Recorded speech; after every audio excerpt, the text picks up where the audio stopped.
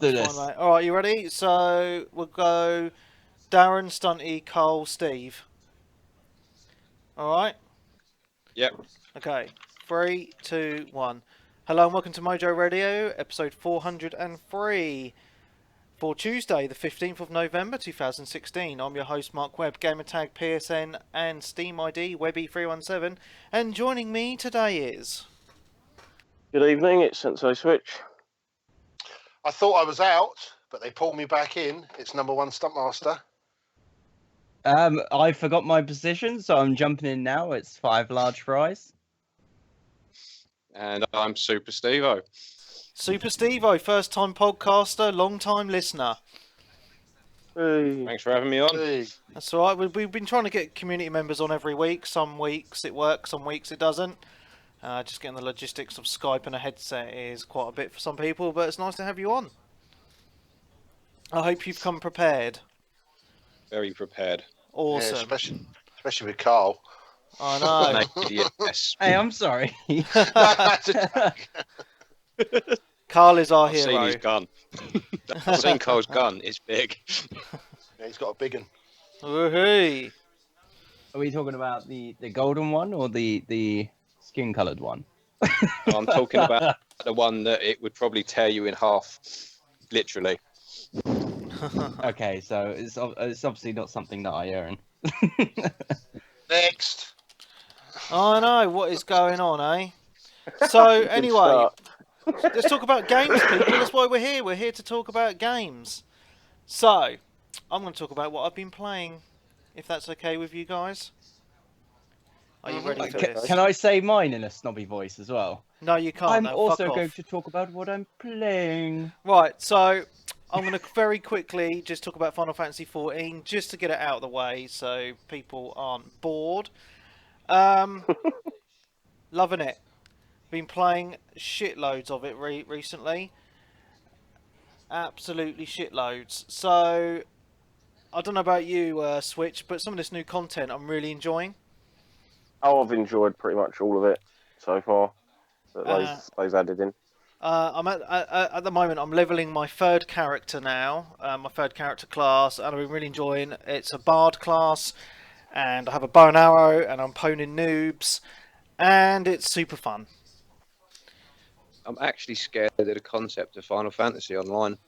Why is that? Because it's just so addictive and amazing. Because I've got children and a family and stuff, and they're going to suffer. Yeah, they will. Yeah, they would suffer, mate.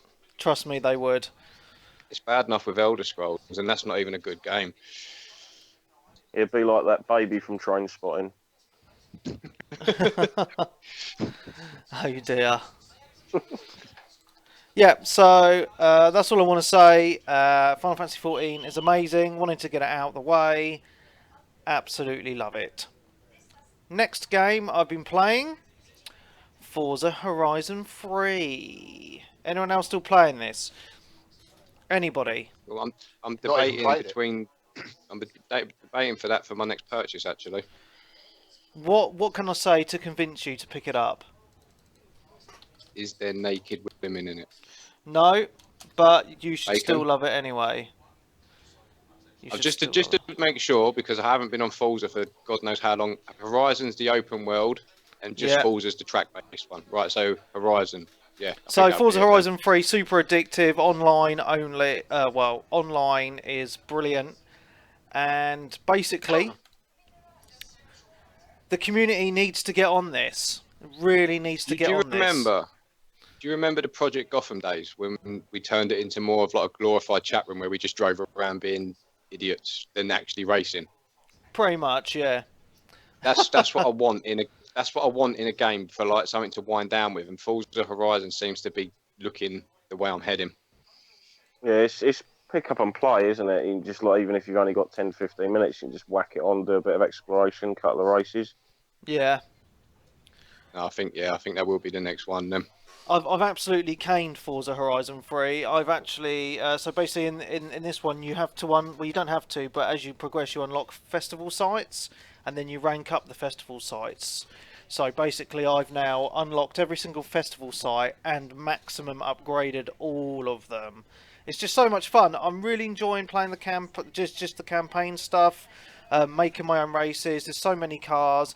The online community within Mojo on this has been a bit lacking. I mean, Forza Horizon 2, we absolutely caned it online together. But on this one, I think because it's released at a point where so many games have come out all at the same time, everyone's just split out between so many different games. It's been really I think difficult. it went under the radar a bit because of that, to be fair. Yeah, but when the game first came out on the first week, I mean, we there was a lot of community members playing it, and we had some really good sessions just doing road trips. You can do the whole campaign stuff together and everything as well.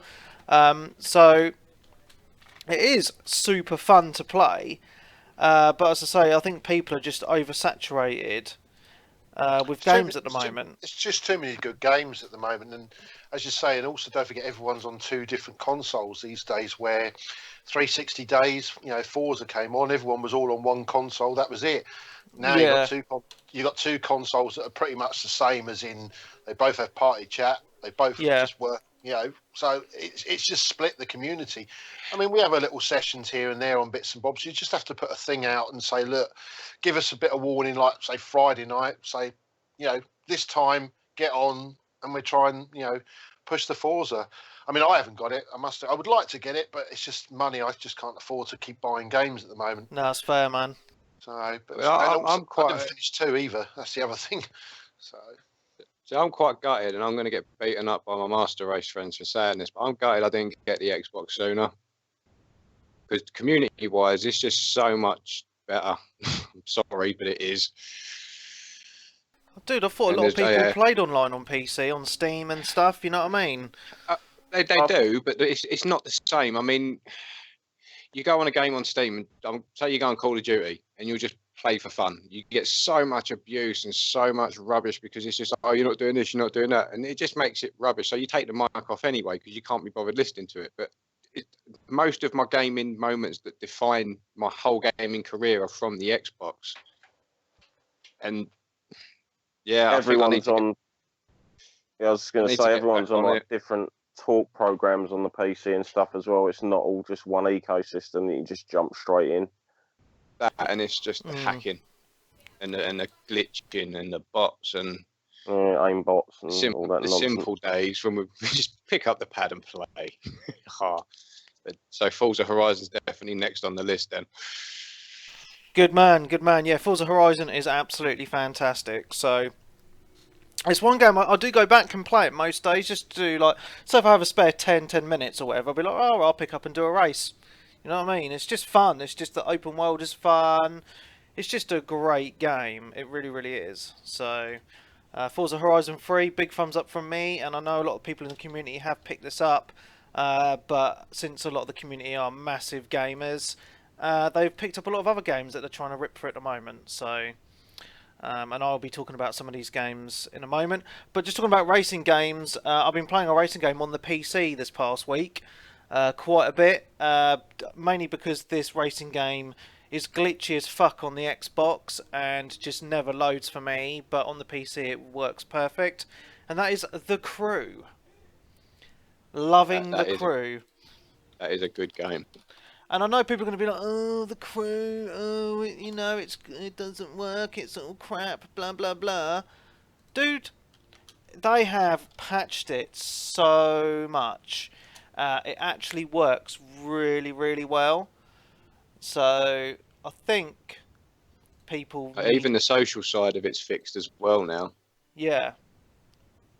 Wasn't there a new DLC released recently, or one coming out very soon? Because I've seen it listed, I think, on PSN. I believe and stuff. there was. It popped up on Uplay and one of the advertisements, but I can't remember what it was. I think it might have just been like a bundle with an extra couple of bits, including Wild Run. But yeah, so there's some new DLC coming out soon where you play as cops. It comes out at the end of the month. It looks really, really cool, but I'm just enjoying. Because literally, the only reason I'm playing The Crew on PC is because on the Ubisoft app on your PC, I think it's called Uplay or something like that. They're doing they're doing a thing where they're giving a free game. They're giving a game away for free every single month. And a couple of months ago, The Crew was one of those games. So I didn't pay anything for it, and I'm playing it, and to be fair, I don't have a high-spec PC by any standards, but it looks better on the PC and runs better on my PC than it does on my Xbox One. So I'm really happy with it, and it seems to be really busy online. Whenever I play online, there's always loads of people in the world driving around, and I've crewed up with people, and it's just a really great game. Like, this the thing that is mad about this game is just how big the map is and how much variation there is in this game. There's so much content in there. It reminds me of Fuel a bit in that sense. Yeah. Oh, that was a classic, that. On a side note, you said about the 25th anniversary games. They also do Origin, and I know Origin gets a lot of stick, but they've got a service called On the House, and you get free games every month. And you could get Battlefield 3 one month, but then you could get a classic like Dungeon Master the next month. But EA's always on top with the games, and not like sometimes with Uplay they give you games that are in the bargain bin, but the EA games, they're either old school classics that you want, or they're half decent games that a lot of people play. So if you're looking for some free PC games, obviously just to bump your collection up, that's another option for you on Origin. There we go. I love it, and the thing I don't like about Origin though is because I pay for EA Access on the Xbox, but it doesn't port over to the PC, so you have to pay it separate. I mean, that's only £4 a month, but it's another £4 a month on EA that I don't want to spend. So... It is a better catalogue on the Xbox, to be fair though. Yeah, the catalogue on Xbox is really, really good, I think. So Played UFC 2 to death since it went up. Same with Catalyst. Nice. Nicey. And they've just released Mirror's Edge onto EA Access on the Xbox, and also Star Wars. That's only been out a couple of months. Yeah, and Star Wars Battlefront's coming in December for the Vault as well. So Awesome. That's taken a while actually to come, to be honest. yeah, but still, for £20 a year, I think that's a right bargain, mate. You get in It's worth it just for Garden Warfare 2. if you like that sort of shitty game. Yeah. Well, people need to remember that game actually came out this What's year. your mouth at? That's a good game, that is. I didn't like it at all. Let's play Titanfall. Titan Balls. That's what I call it anyway. Peebs has just joined us. Hey, Peebs. Hello, is that Marcus Webbers? How's it going, mate? Yeah, we bus, isn't it? It's Yeah, bus. thanks, Yeah. mate. Thanks. Yeah. That's You a hear me all bus. right? Yeah, you're fine, mate. You're all good. It's actually nice to have you on the podcast, Peebs, because you're never normally here. You're normally Yeah, too well, busy. I only finished work half hour ago. I've just had a quick shower and jumped straight on. Oh, that's fair. That's fair enough, mate. Slacking, as you need more dedication, man, really. Come on. Yeah. I know. Well, I've been waiting for a pay rise for 6 years. You're not going to get one, mate. Minimum wage only. Anyway, so the next game I want to just mention that I've been playing shitloads of Battlefield 1, which will probably go down, in my view, as the game, the first-person shooter of the year. Because it is so good. Peebs, please pick this game up. I didn't like I've it. played the trial. I've just finished my 10-hour trial, and I do want to pick it up. I went to the store to buy it there and then, but it was £55 on the Xbox store, so I'm going to pick it. I've seen it for 44 quid in Asda, so I will pick it up in the next week or so. But I've got so much stuff to play at the minute. Yeah, I mean, the thing with Battlefield 1 is, for me, I know a lot of people are like, it's only good in the multiplayer and that. I really, really want to push the single-player campaign to people on this as well. It is actually one of the best first-person shooter campaigns I've played in a very, very long time. And the way that they've done it is with 5 short stories with different characters spread throughout the world in different, parts of the war, all different nationalities and so forth. So I think it's absolutely fantastic. I really do, and I absolutely love it. And I really think that people should play it. It's actually the first campaign that I'm actually doing a second playthrough on at the moment. It's just really, really fun. Did you do your first playthrough on Nub? No, I actually did my first. He got someone else to play it for him. Not the first playthrough. I did my first playthrough on normal, But there's actually achievements for doing all the collectibles. So I'm doing all the collectibles on Battlefield as well now, and there's one of them that's really really hard to do because you get the collectibles, and then there's certain actions you have to do in some of the levels as well. Oh, the challenges you used to have in the old Battlefield 4. I'm having a weird deja vu with this because the different stories set in different times and people in the war and looking for collectibles in the levels is screaming World at War to me. The death cards. Call of Duty World at War is one of the better Call of Duties as well, though, I think. Yeah. That was a great Call of Duty. Wasn't that the one that introduced zombies as well, wasn't it? That made zombies, yes. Awesome, mate. But anyway, yeah, the campaign's brilliant, but getting onto the multiplayer, I have been having a brilliant time with all of the community playing this game on the multiplayer. The operations mode is still my favourite. It's absolutely fantastic, but you've still got, your old modes as well. So you can you capture the flags and all that sort of stuff. Conquest mode, I'll call it capture the flags for some reason because you're capturing flags just running around. Domination, and there's another mode called War Pigeons, which I've only tried once and is actually quite cool. Have you guys have you tried this mode? Do you get chased around by Dastardly and Muttley in a biplane? No, so basically... Catch the pigeon, catch the pigeon. So you got obviously your two teams, and the point is to go and release a pigeon to send a message for bombs to be sent to kill the enemy team. So basically, that's a good fight in itself, but if you see the enemy team release a pigeon, you still have a couple of seconds to shoot the pigeon out of the sky. And it's just a really fun game mode because pigeons with messages on their legs is actually how they communicated in World War One. So it's quite a good nod to that, really. It's just a good, very varied game mode. So luckily your description made up because just as you explained that, your mic cut out, and I heard what sounded like you need to go and relieve a pigeon. And that kind of put me off, but the explanation made it clear that it was released, not relieve. So if the mic did cut out and anyone else heard that, that was awesome. Yeah. So Battlefield 1, have any of you guys been playing it, or am I on my own here on the podcast? I've had a little dabble in the multiplayer, but I weren't a lover of the multiplayer. But my go-to shooters are Siege and Rainbow Six games, to be fair. So fair enough. That's probably why. I played a bit of it. I played it with yourself, Webby, and Hogarth. Yeah. And it's all right. I think, I mean, we're going to get onto it in a bit anyway. I think Titanfall for me is a better game because I just like the way it is, the shooting aspect. I just feel, this is just me personally, it's not a bad game. Well, let's talk about Titanfall now, mate. You've brought it up. There's no point holding it back, so let's discuss it now. We're talking about BF1 at the moment. Yeah, but a lot of people are comparing Battlefield 1 to Titanfall 2, which I think is absolutely... You can't compare them. Yeah, they're not. You can't. I'm sorry, you can't. And if they want to start arguing the new single player for Titanfall, forget it. It should be separate. You can. Battlefield's all about the futuristic shit. I love calling in my Titan in Battlefield 1. The thing for me, winding him up.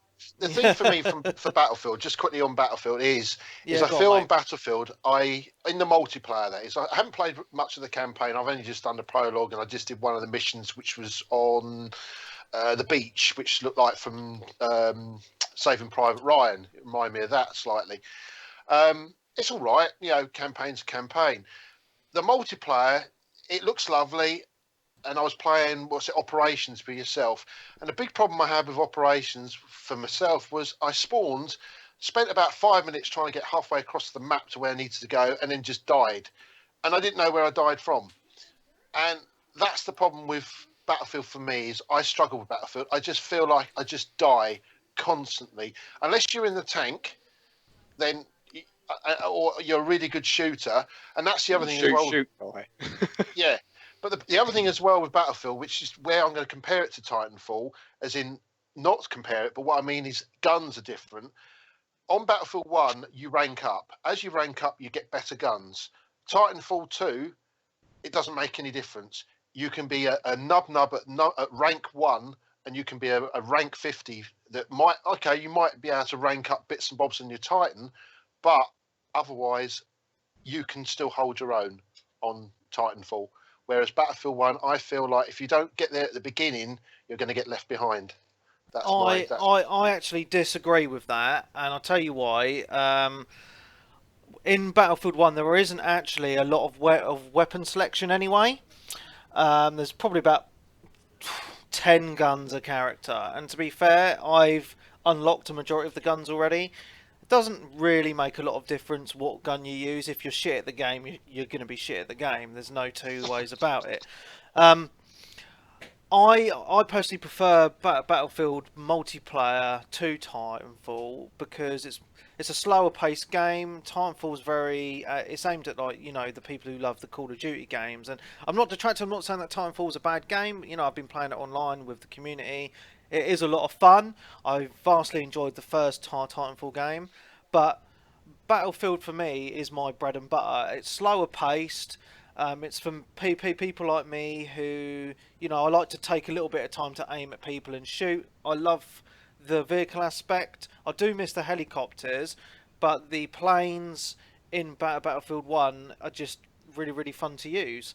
And the toaster tanks, as Colin likes to call them, are really fun to use as well. And the best thing about Battlefield 1, though, that no one really mentions, is the level design for the online maps. They are just absolutely fantastic. The graphics are absolutely stunning. I'm amazed that the PS4 and Xbox One can push out graphics that look that good. And it's just a really fun experience. Like, every time I load up Battlefield 1 on the Xbox, within 10 minutes I've got people sending me messages wanting to join, or people in the community just randomly join me, and that to me is the sign of a good game. So see Titanfall, we've had some good sessions. I will say this. I mean, Colin has been on it. We've had a few other people on it as well. Yeah. And we've had a lot of fun on Titanfall. Yeah. I mean, we even had one day where we actually were playing and we struggled to actually win, a game, but we were playing all different modes. I don't know what it is. Titanfall I just like because there's certain modes on it as well where you get the grunts. So if you're doing not that great, at least you can shoot a few grunts in the game. I don't know. Maybe I just like the faster pace of the style of the game I've got into. Maybe because Call of Duty. No idea. I mean, Titanfall, the campaign, which I don't know if any of you guys have played, that is also really good. I'm near the end, I think, of that. Has anyone else played that? Tumbleweed, mate. Yeah. What was that? Played what? Titanfall, the campaign. Yes. I've not actually played any of the campaign yet. Wow. Campaign is great. Campaign. Yeah, it is a good campaign. I'm right near the end, I think. As far as I know, it feels like the end's where I'm up to. So, Yeah. but There's a certain mechanic. I'm not going to spoil it for people who haven't played it, but there's a certain mechanic they introduced, this is a campaign only mechanic, obviously, but it's so good. Like, it fits so well. I loved it, and it was so unexpected as well, if that makes any sense. Yeah. So, but it's nice. I mean, the story itself's a little bit. It's so. I mean, BT, the character, the robot that he's your companion, as they say. I mean, he's quite good. There's some quite little witty jokes as well that go on. It's good. I think it's they've done a great job of Titanfall 2. I was surprised actually. Yeah, I mean, I am meaning to play the Titanfall campaign, but I've just been really busy, and when I turn on my Xbox, my first thought at the moment is just Battlefield. All I want to do is play that game, and I can't bring myself to play any other shooter at the moment. I just can't because it's just so good. So I will do at some point soon, I promise. I might actually try and play it next week before we record the next show, but I might not have time. We will see. Might be the show afterwards. I will review I'll give my impressions of the Titanfall campaign. I've got a busy week ahead of me the rest of the week. But I promise you, I will play it very soon. Yeah, for me, just last thing on Titanfall 2 as well is that for me, I think it's great because I know Battlefield most probably does do short game modes, but Titanfall 2, they're not very long. It's quick in, quick out, done. Where Battlefield, the mode I've been playing, which is the operations, is great. I like the mode, but it can take you half an hour to, sometimes depends on how good the team is. You're playing that against. operations mode is probably the longest mode in the game. Mm. But I really like it because I like the way it mixes conquest and rush, and it spreads over 2 maps if one of the team conquers that one map. And it's not a mode that's been in the Battlefield series before, so that's it's just something fresh. That's just really, really fun. So yeah, it's fun times. But the only thing just to say last is, if any of you guys see me on Titanfall, just jump in. I mean, at the weekends, normally I jump in with Colin. Sly comes on, and we get a few other people in, like Andy, Rob, people like that. And, we have good fun. Yeah. So just jump in if you see us on. Normally Saturday afternoons. Saturday afternoons. It'd be nice if I had every weekend off, mate. I'd be on there with you. So, anyway, I'm going to move on to the next game I've been playing. If you've also played these games, just jump in. I do want to know if anyone on the podcast has played Watch Dogs 2. Not yet. Not Just double check. interested. Is my audio right now? Yeah, your audio's fine, mate. Yep. So weird. So no one's played Watch Dogs 2. That's a shame, man. I Wanted a bit more feedback from the community before, but enough feedback for someone to actually say, yes, the game is good. It's not the first one. So I've actually picked it up today, but I've not actually had any time to play it. So I'm not gonna say, oh yeah, it's amazing or anything like that, because I've literally picked it up, and that's it. So Just don't post any pictures of the naked characters in the game. yeah, I've heard about this. What's all that about?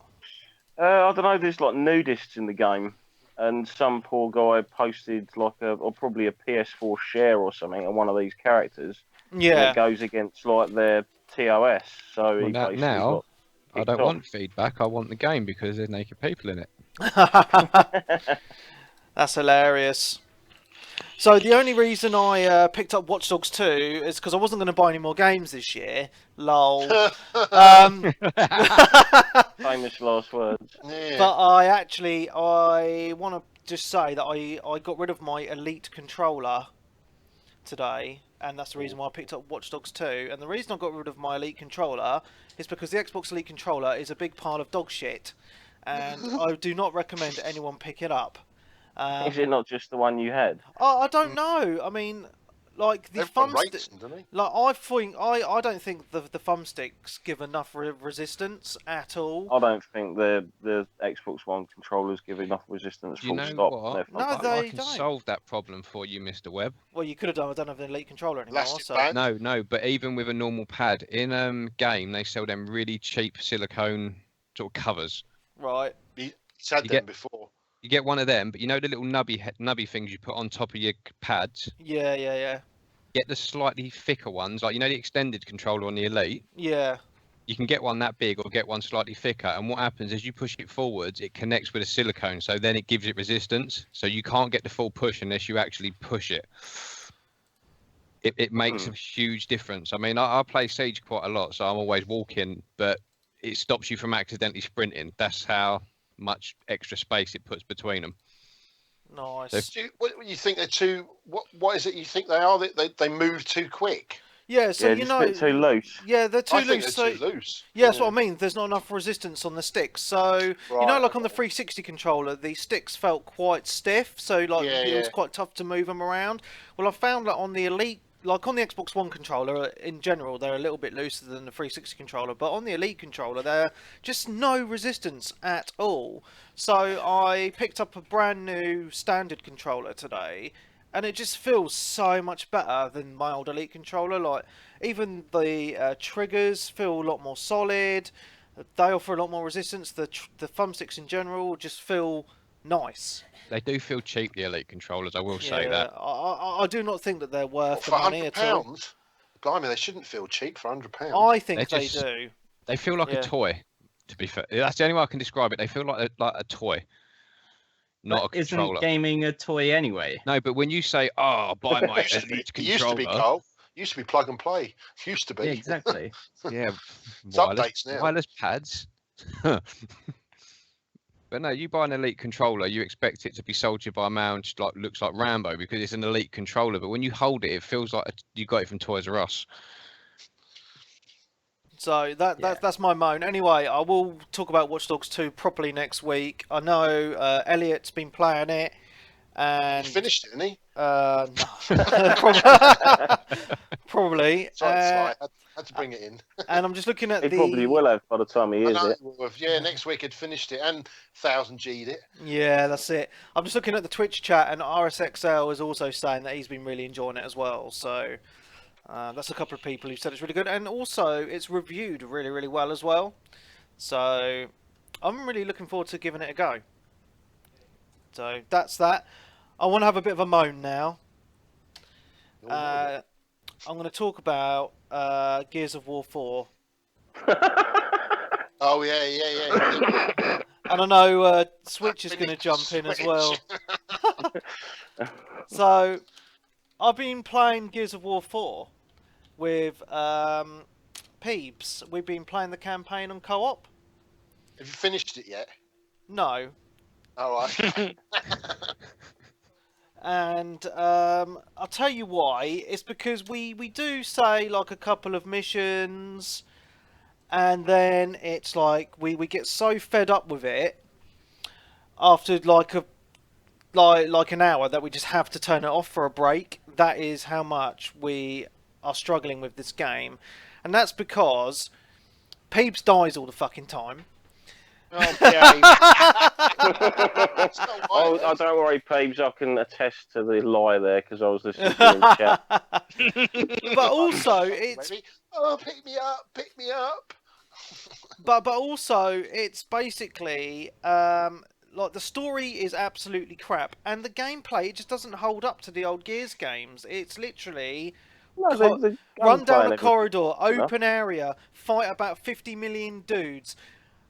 Bosses that are just absolutely ridiculous. Like me and Peeps got stuck on a boss yesterday, and it was like, what's it called? Like a Swarak or a Brumac or something. It's got two guns. Swarmak. Yeah. Oh, Swarmak, yeah. Oh my god, we must have tried to beat this fucker for about an hour, and we just gave up in the end. You are on hardcore, don't forget. So it shouldn't be but that it's supposed difficult. Hang on a minute. Hang on. Hard Whoa, hardcore. time out a minute. Time out a minute. You struggled on hardcore. We are well struggling, mate. What the fuck? I breezed through hardcore. I thought it was so fucking easy. Like, there was one point where you're on this elevator, which is going down, right? And it's the whole fucking, the horde mode thing that they introduced. I know I'm probably spoiling it for people here, but they, it's... You can't spoil It was Gears so of easy. War. It was so easy. Like, you dies. basically set up in this tiny little bloody room, right? Put a few turrets in there, and I swear to God, I was sat there eating crisps, doing nothing on hardcore. It was so easy. Do you know the answer, Carl? Go on. The answer: Webby has to kick Peebs out, and then you come in. If I've still got Gears Blast him. installed, I'm gonna just double check that. If I have, I'll come and play with you. Ooh. Yeah, but No, that I'm bit not we're going to on give up my is partner. I wouldn't do that. ridiculously hard. Is there no four player co-op? Or is it 2 players It's still? 2-player co-op. It's all 2 player. In which Yeah, that's case, no, why I'm not it's- going to kick you out, Peeps. It's fine. But It's taken a step back because we all loved Gears. But Are we The including Gears 3 judgment had- in that statement?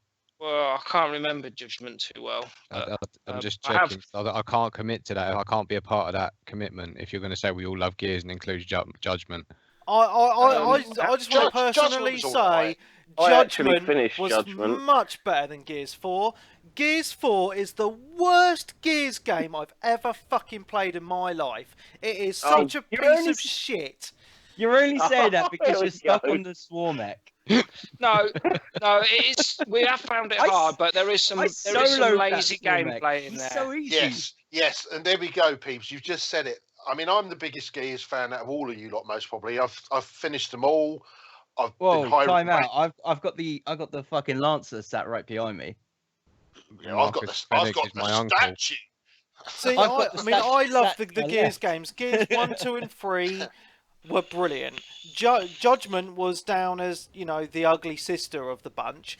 But then, if I had the choice of playing Judgment or Gears 4, I'd go Judgment all the fucking way, because this game just sucks balls. Story's All great. it is I don't know what you're talking about.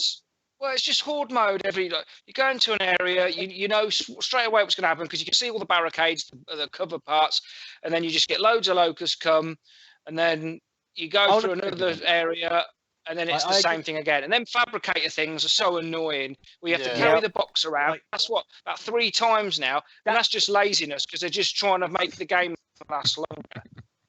I don't think it's that. I think what they're trying to do there is that they're trying to make people sort of see this horde mode that they've been hyping up horde mode for ages, saying it's horde mode 3.0, whatever the fuck they're calling it. Like, they're trying to get more people to play it, and I don't think including it in the single player campaign was a good idea. I think I'll agree. Because they did all that in Judgment.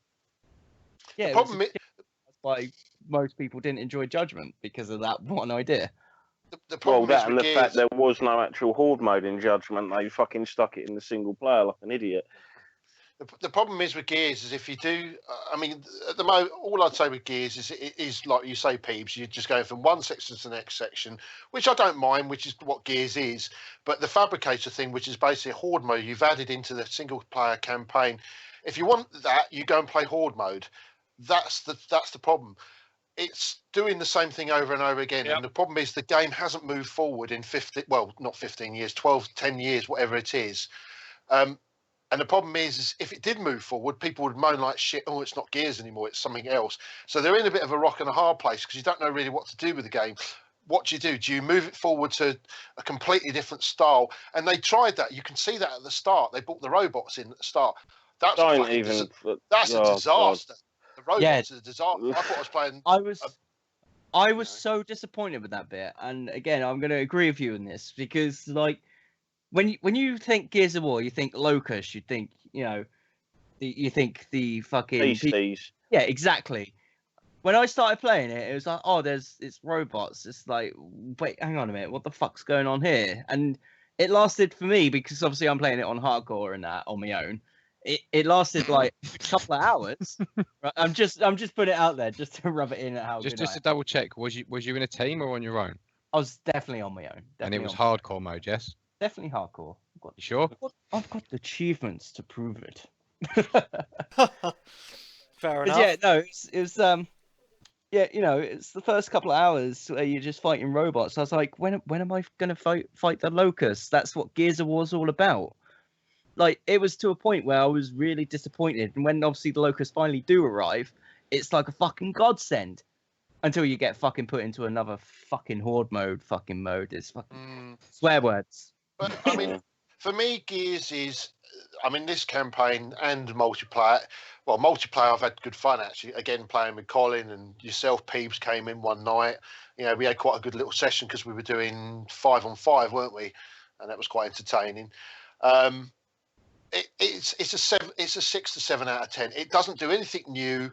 It just does the same as what it's done previously in the past. If you like your Gears, you enjoy it. But I wouldn't say out of going 1, 2, and 3, as in an order of, for me, Gears 2 is still my favourite. Then Gears 3's next, and then Gears 1. I'd say this is 4th, and then Judgment's after that. So well, yeah, it's 4 in the name. No, but it's 4th as in on my top of the Gears. Which one would be best if you ranked them in order? Yeah, it's like what I enjoyed about Gears of War is like the storytelling is really good. Like I don't want to spoil the story for anyone, but when you get to the ending, my God, how good is the ending? I thought it was not that great, the ending. I thought it cut off a bit sudden. I think it cut off at the right point. It leaves it on a cliffhanger. Very few games can make me well up, and Gears 2 made me well up. When his missus come out of that pod and he looked a corpse in the face, that actually made me well up. Spoilers. Gears 2 is an awesome. The third one as well, like when he sacrifices himself, again, spoilers, but everyone knows that because it's kind of running joke now. But when he sacrifices himself to save like the team. It's that bit. Oh my god, I was in tears. I was like, I can't play anymore. I can't play. My favourite character's died. I was going to say, my only main, I might as well because obviously I played this and posted the thing. I accidentally broke my copy. Accidentally threw it against the wall.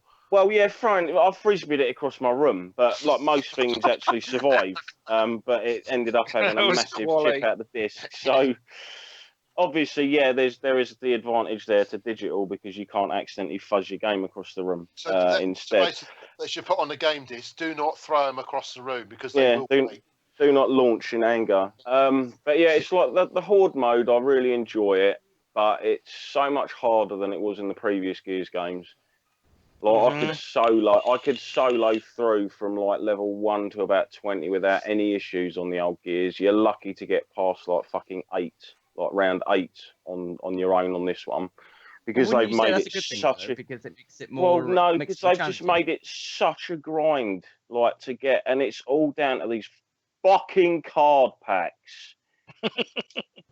And basically, what actually pissed me off is I was grinding coins for the card packs for the 10th anniversary cards or whatever it is, and it's like unlock Carmine, and he's like so many different weapons, and it's like, so I was doing loads of horde mode and basically grinding like money to get these card packs, and you just think, oh right, yeah, I'll buy a card pack. It's the same as their other shit. It's all RNG in that game. So it was like I got nothing fucking good out of any of the card packs. I'd spent about 4 or 5 hours grinding out. No character. In fact, the last 3 card packs I opened all had the same fucking weapon skin in them. And then I went back into Horde again, and like the AI was just being such a bastard that I just lost it with it and just launched the fucker, mate. I just and part of me wasn't even that upset when it broke. You know what I mean? Awesome's got a picture. Why would that? I'd be like super gluing that shit together or sellotape. I think that's the one. Super glue it and sell it back to the fucking. I've actually stuck it on I stuck it on the locker of my door at work. There you go. We've got prizes for this week. Own the fragment. Answer the question, and you get a nice Gears signed fragments. Yeah, signed. Blood smear included as well, wasn't it? That is actually the picture of the disc that Switch sent us after he threw it against the wall. That's awesome. Are they actually Blu-rays Xbox One discs? I believe so, yeah. They are Blu-ray. I didn't know if they were. They'd have to be, because it's like, what, 40-something gig on that disc, isn't it, or something? And then the rest of it was an install. But yeah, it's just the fact that pretty much in the old Gears, you used to unlock everything from doing stuff, obviously, in the game. And the only way to unlock anything in this Gears is through the bloody card packs. So it just feels like just constant repetitive grind, and you're just getting it, aren't they? Yeah. I mean, don't get me wrong. I still enjoy the game. Horde mode is still great fun. It's got the playability. It's typical Gears. It's got the feeling of Gears. It's just fucking infuriating. Gears 4 is going to wind up on Origin.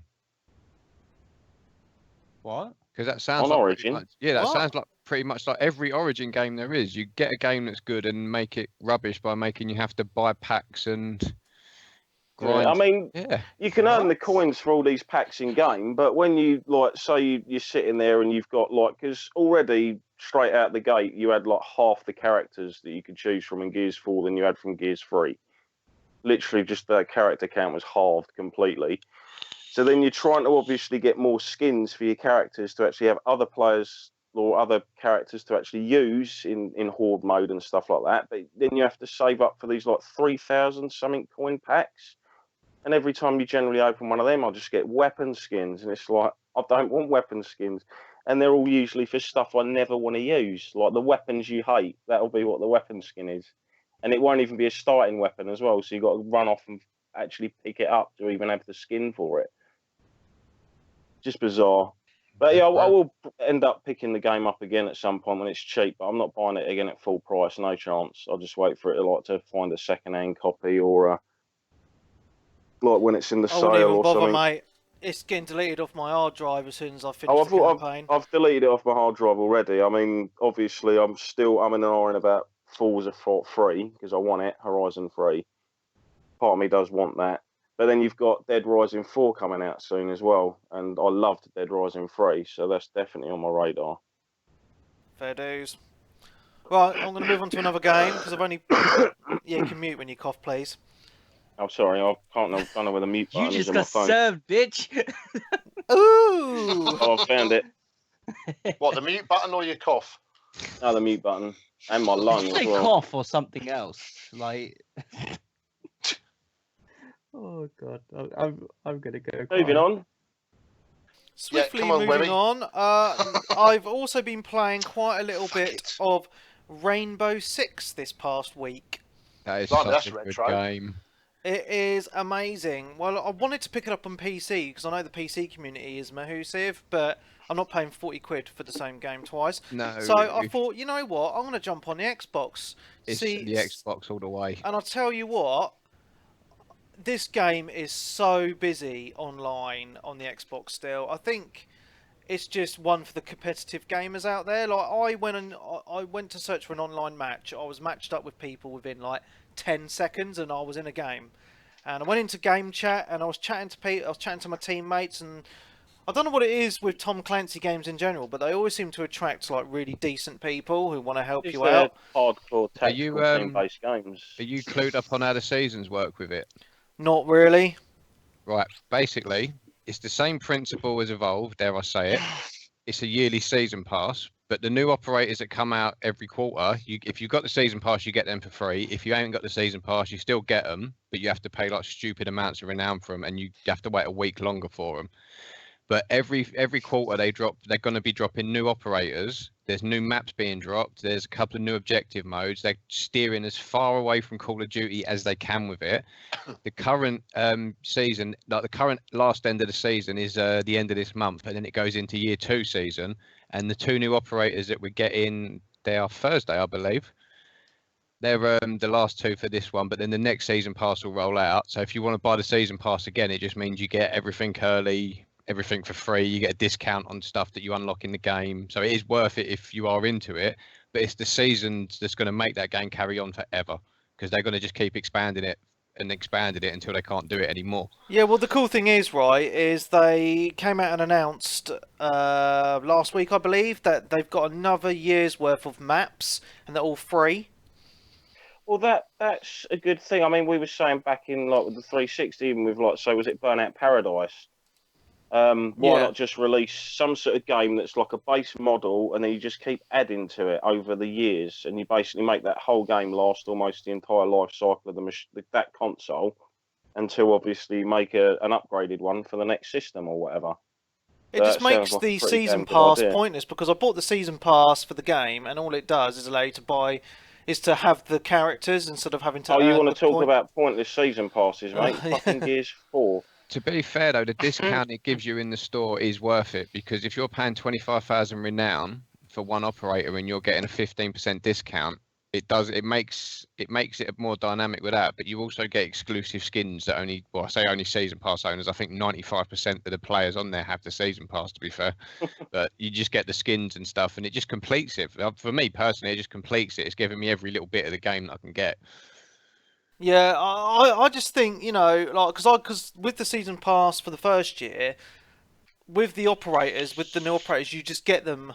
You don't have to pay for them at all. They're just there, unlocked, for me. So, I suppose it depends where you get it from, though, because you were saying like it was £50 for Uplay.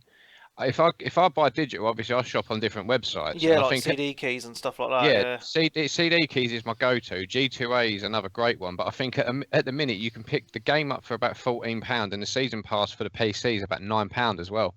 Nice. And that's I don't think I'll bother, because I just enjoy playing it on the console, to be fair.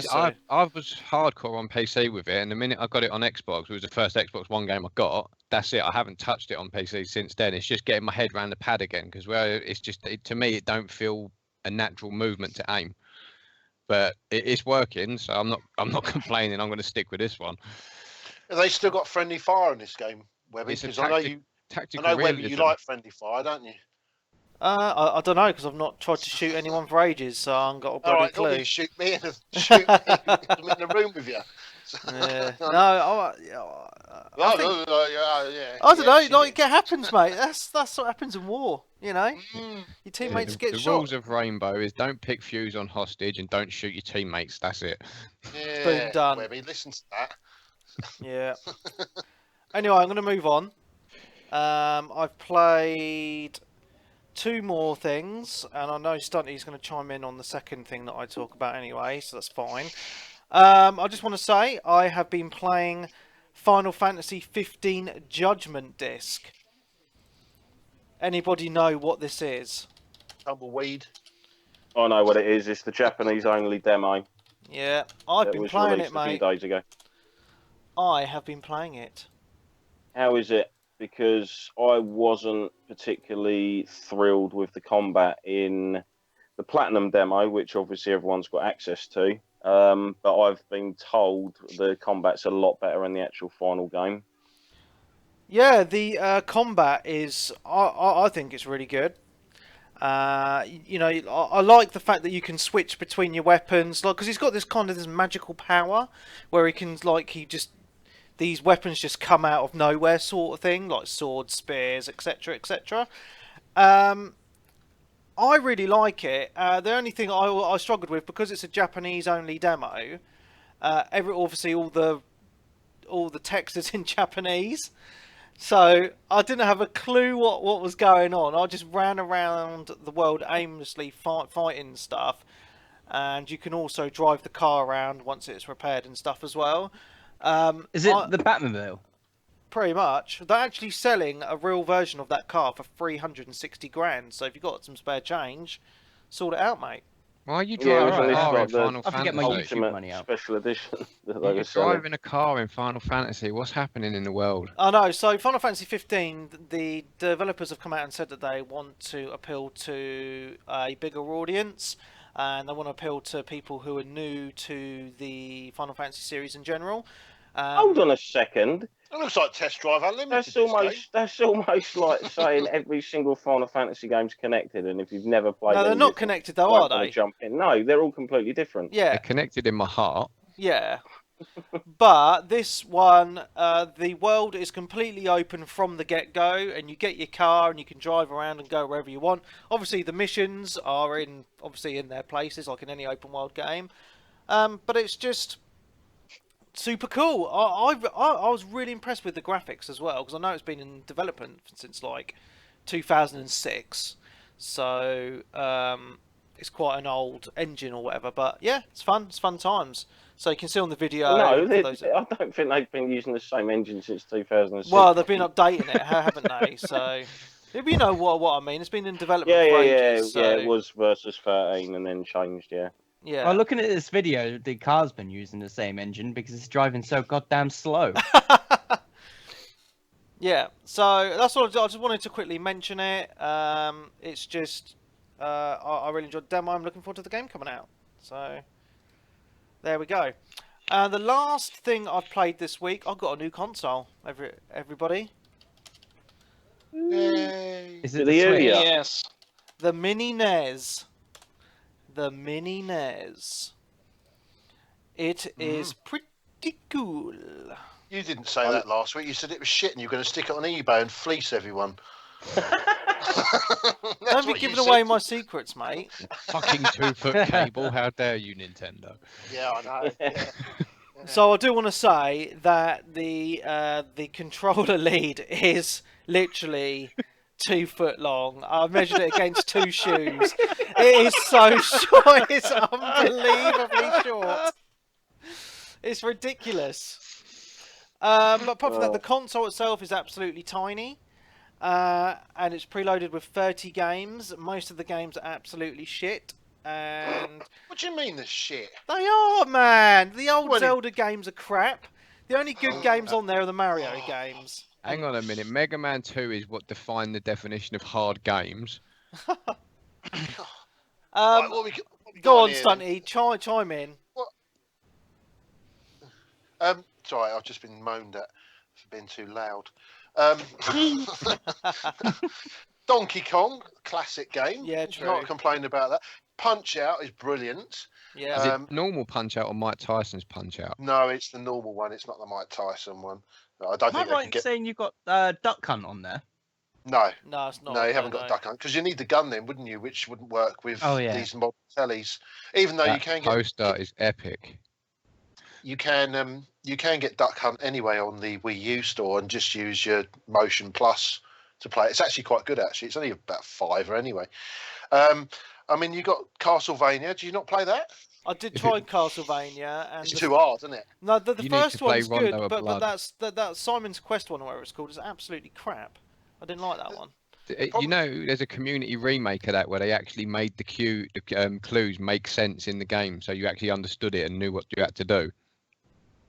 Nice. You got Metroid. I mean, that's the Yeah. classic. You got Bubble Bobble. I mean, Yeah, who Bubble can't- Bubble's good. Yeah. The only thing with It's Bubble not Bobble, exactly a game that leaps out to me as being a NES classic. It is fun to play though. the Yeah, only but they've thing got with Bubble, Pac-Man on there as well. That doesn't strike me as a Nintendo classic either. No. But then- these are all bloody good games, though. Like, it sounds like the ultimate retro machine, really. If it weren't for Castlevania, there'd be no Rondo of Blood. what was Final Fantasy Can I- like? Didn't look So, at oh my god, it's Can I- so shit. that. Well, okay. Can I just never chime in played here that. really quickly? Yeah. Like, I'm watching the video feed on Twitch, yeah, and the dude that's doing the unboxing tried to fucking open up the flap on the mini NES. Is he really that fucking retarded? It's probably Oh yeah, just I'm gonna checking put to see a if it works. cartridge in here. Fucking hell. Anyway, the cool thing about the mini NES is it runs off the micro USB, so I actually run it off one of the USB ports on my PS4, and an extra cool. long HDMI lead, so the console is sitting on, just in front of me as I'm playing it. So He's got a plug. Where I did you get know. that from? They We don't don't- come with plugs in the UK. I know. So It's that extra pin and just costs so much extra to manufacture. Right, here we go. It's the bit, the 2-foot cable. Hang on, this is an Woo! American one, so they might have a 4-yard it's still cable. no, it's still the same because IGN brought up about yeah. it. Anyway, I mean, it is cool. I don't see it getting a lot of usage in my house really. But for £60, I thought it was worth it. It's sold out everywhere. £60. Where did you buy that from then? For £60? They're only, well, it was 50 Or was quid. it cheaper than that? I can't remember. 50, 60 quid, something like that. 56 quid it cost me. Yeah, I got it off Amazon, so. Oh, right, okay. Well, I went to I pre-ordered it when they first announced it. Went into Game, put a tenner down on it.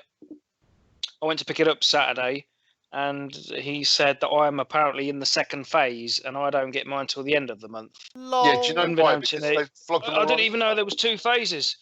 I didn't know there was 2 phases though. He Never fucking explained that to me. blagged you, mate.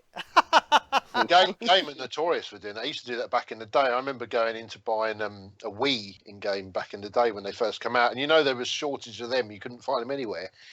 And he said the only way you can buy a Wii today is if you buy about 4 games with it, which would then whack it up to about £400. I know you can't do that with a mini NES, but I guarantee a lot of them went out the back door and they're on eBay. The amount of people I know that have bought them to flog on, it's quite a few people have done that, and they're flogging them for about £150 on eBay. Nice It's ridiculous. Don't- nice Yeah, little- it's don't for forget- Nintendo all the time. Don't forget, this is the same company that's charging you to try out VR. Let that sink in. Yeah, I argued that because they said come and book Make a your try. demo now, and I said to him, if it's a demo, you don't pay for it. If I'm paying for it, then it's an attraction, isn't it? Very much. But I mean, my thoughts on the mini NES. Who? Go on, peeps.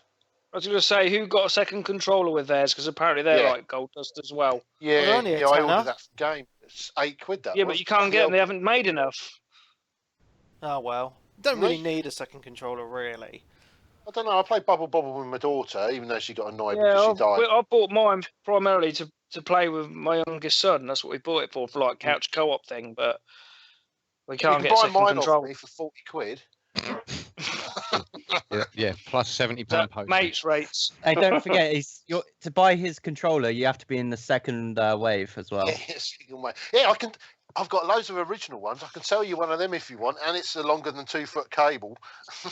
See, looking at that controller, it's just obviously an emulation box that you plug a controller in. So I can't see that being an issue to convert to USB, and that would be an awesome addition for any PC game. I've been told there's not much you can do with those mini NESs because they've taken one apart and they said that it's the way it's done. It's not been made, so you can't add anything to it. Oh no, you'd have to solder on like a new RAM chip. You want to put new games and stuff. But I mean, port-wise, it must just be a different form of USB, just not the standard one, because there's only 5 pins in the plug. No idea on that. I think it's a great little console. It'd be great at Christmas to gift a pit for Christmas. It's going to be one of those fads where at the moment it's like rocking horse shit. A bit like the Amiibos, they were like rocking horse shit at first. Now look at it. They're you can go into most places and you can find them for about $5 now. You know, it's the typical Nintendo, bring out little of it and then watch the market. It implode because no one can get it. It gives market interest. It's good for them. It's going to happen exactly the game with the Switch when the Nintendo Switch comes out. I mean, they've already said that that's going to be could be 250 quid. So that's a good price, I think, to be honest. For something that's going to be a console and a handheld. Moving with times, the prices, they have hiked up, but Nintendo's always been known for their attitude of we're not going to charge you loads for the console. Why should we do that if you just want to play our games? But if they're charging that much for it, then it's going to have a lot to answer for. But no, I think it'd do. The mini NES. I mean, hopefully you get your second phase. Did you order a spare controller? Because Game was selling them for $7.99. No. I tried to get one, and he said they'd sold out. People had pre-ordered the second controller as well, and they were sold out. When did you order that? Because I only ordered this. I mean, I ordered my mini NES months ago from Shop 2, and it was only last week I ordered my mini NES controller. No, I went in and ordered my mini NES 2 months ago, and he said, "Do you want to order a second controller?" He says because he only comes with one.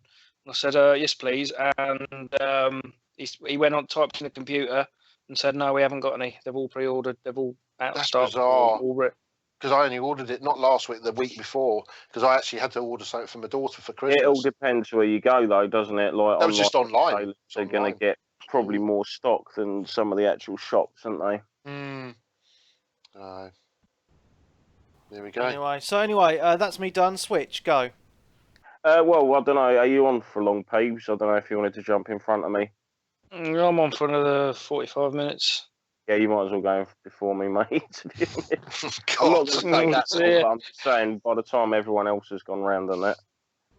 Well, I think we sort of touched on Battlefield. Like I said, I downloaded the trial with the EA Access because when I bought my Xbox S, I got EA Access 3-month trial, so I downloaded that and downloaded some games, and I got the Battlefield 10-hour trial, so I did a little bit of the campaign. But I don't think you couldn't play the whole campaign on the trial anyway, could you? I think you can only do the first mission, yeah. Yeah. So I did that, and I was really, really impressed with the single player from what I played of it. And then obviously I played probably about 8 or 9 hours of multiplayer. I was only ranked 4. I do find it quite difficult, although I do really enjoy it. So yeah, I am looking to pick that up in the near future because obviously it's got legs, so people will be still playing that for time to come. But I've just got so much to play at the minute. It's just I've gone from, I think last time I was on, I didn't really have anything to play. I've got stacks load. I don't know what to play half the time. I had that problem too because when I turned my Xbox on, I had a stupid amount of games from Games for Gold where I've been clicking on them anyway, plus games that I bought with it. But something completely surprised me. Now, everyone loves a good first-person shooter, and I picked up Overwatch, and it completed that missing part that Time Splitters left all them years ago. Oh, Colin's going to love you now. Oh, God, Colin's going to be jizzing all over the... No, but the thing he's going to have a sticky screen right now. It's not quite Halo-esque because I sucked at Halo, but I was just there because I wanted to be part of the team. It's as simple as that. I'm not going to pretend to be great at that game. But Time Splitters, we all used to sit around the GameCube and play, and it was awesome because there was just no composure. It was manic, and I've jumped on Overwatch, was completely overwhelmed by all the characters. Someone said, someone on the page said, "Oh, try beast mode," and that's it. It just took me. It's just such a great game. There we go. Review from Steve-O there. What else you played in, Peeps? Yeah. So what? Well, FIFA. That You came finished with Journey the mode on Xbox. I know. No, not yet. But I am really liking the Journey mode. Can't remember if I was on it.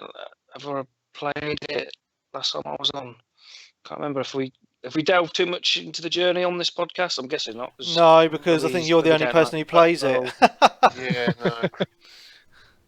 Tell us about your Well, Journey, Journey is Peeps. Well, Journey is like the thing is strange because it's the first time FIFA have delved into it, but it's like a single player mode if that's like possible, and it's sort of like a story mode, and you sort of take on this role of a young player who's playing like as a kid, and it got like cutscenes of him playing goalposts and stuff like that. Well, no, he's sort of playing in like like kids' weekend football, and then he gets spotted, and he's then playing like you pick your club at the beginning, but there's only Premier League clubs. So if you support a team like I do that's outside the Premier League, then you can't pick your favourite team. So you've got to pick one of the Premier League teams. You pick them, and then you sort of start in their reserves, and you do training. And it's got every couple of games it goes into like a story, and you sort of start off with playing with your best mate, and then it just goes through. I won't spoil it because there are little twists and turns, but yeah, I'm probably about halfway through it, and it's a good little addition to it. It's sort of, but there's a lot of game modes on FIFA now because you've got this journey mode, you've got your career mode, and you've got your Ultimate FIFA. Ultimate Team, which seems to be the be all and end all that most people play on there now, where you get in your cards and trade your cards and stuff, which is. I know people were selling accounts for like stupid amounts of money because of that at one point, weren't they? Yeah. Accounts hacked due to it as well. Yeah, it still happens. The hacking does. Because I know one of our listeners got hacked the other week on his PlayStation for that. Yeah, it's pretty big business, the old FIFA Ultimate Team. But yeah, I wasn't really going to bother with FIFA this year because I've played it every year for God knows how many years now, and I just thought I'm getting a bit tired of it. But it came with the Xbox S when I purchased it, so I thought, well, I'll have a dabble, and I'm quite liking it. FIFA people who always say about giving it a miss always end up getting it in the end. It's like a drug, isn't it? Yeah. It's the same with Call of Duty. Well, I don't know. Sales are down on that. I've been told. Yeah, I bought Call of Duty at the weekend, primarily because I wanted for nostalgia, I wanted the Modern Warfare remastered edition. So I picked it up for £62 out of Asda. Then I had to wait. Then had to wait 2 days for it to install.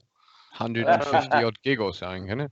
It's ridiculous. Not long gone are the times now you could just go and pick a game up and within half an hour be back in your house playing it. It's ridiculous now. I picked it up Saturday morning. I couldn't play it till like Monday night. It's ridiculous. You should have got a mini weekend. NES. You can't even play on it. You should have got a mini NES. You could have played that straight away. Oh no, I forgot they haven't got any. I know, it's ridiculous. Yeah, absolute worst case, take it out, blow it, and put it back. Yeah. Well, we sat here with my boys and we put the COD on, and it's like, oh, going to take a while to install. And we sat there watching it. It's like an hour later, it's still on like 1%. I thought, oh, this is ridiculous. So I googled it and said, see if there's any way of speeding this up. And all these YouTube videos they're saying disconnect from your internet and let it install that way. So I did that, and to be fair, the Infinite Warfare installed within 15 minutes. I thought, oh sweet, we can play it now.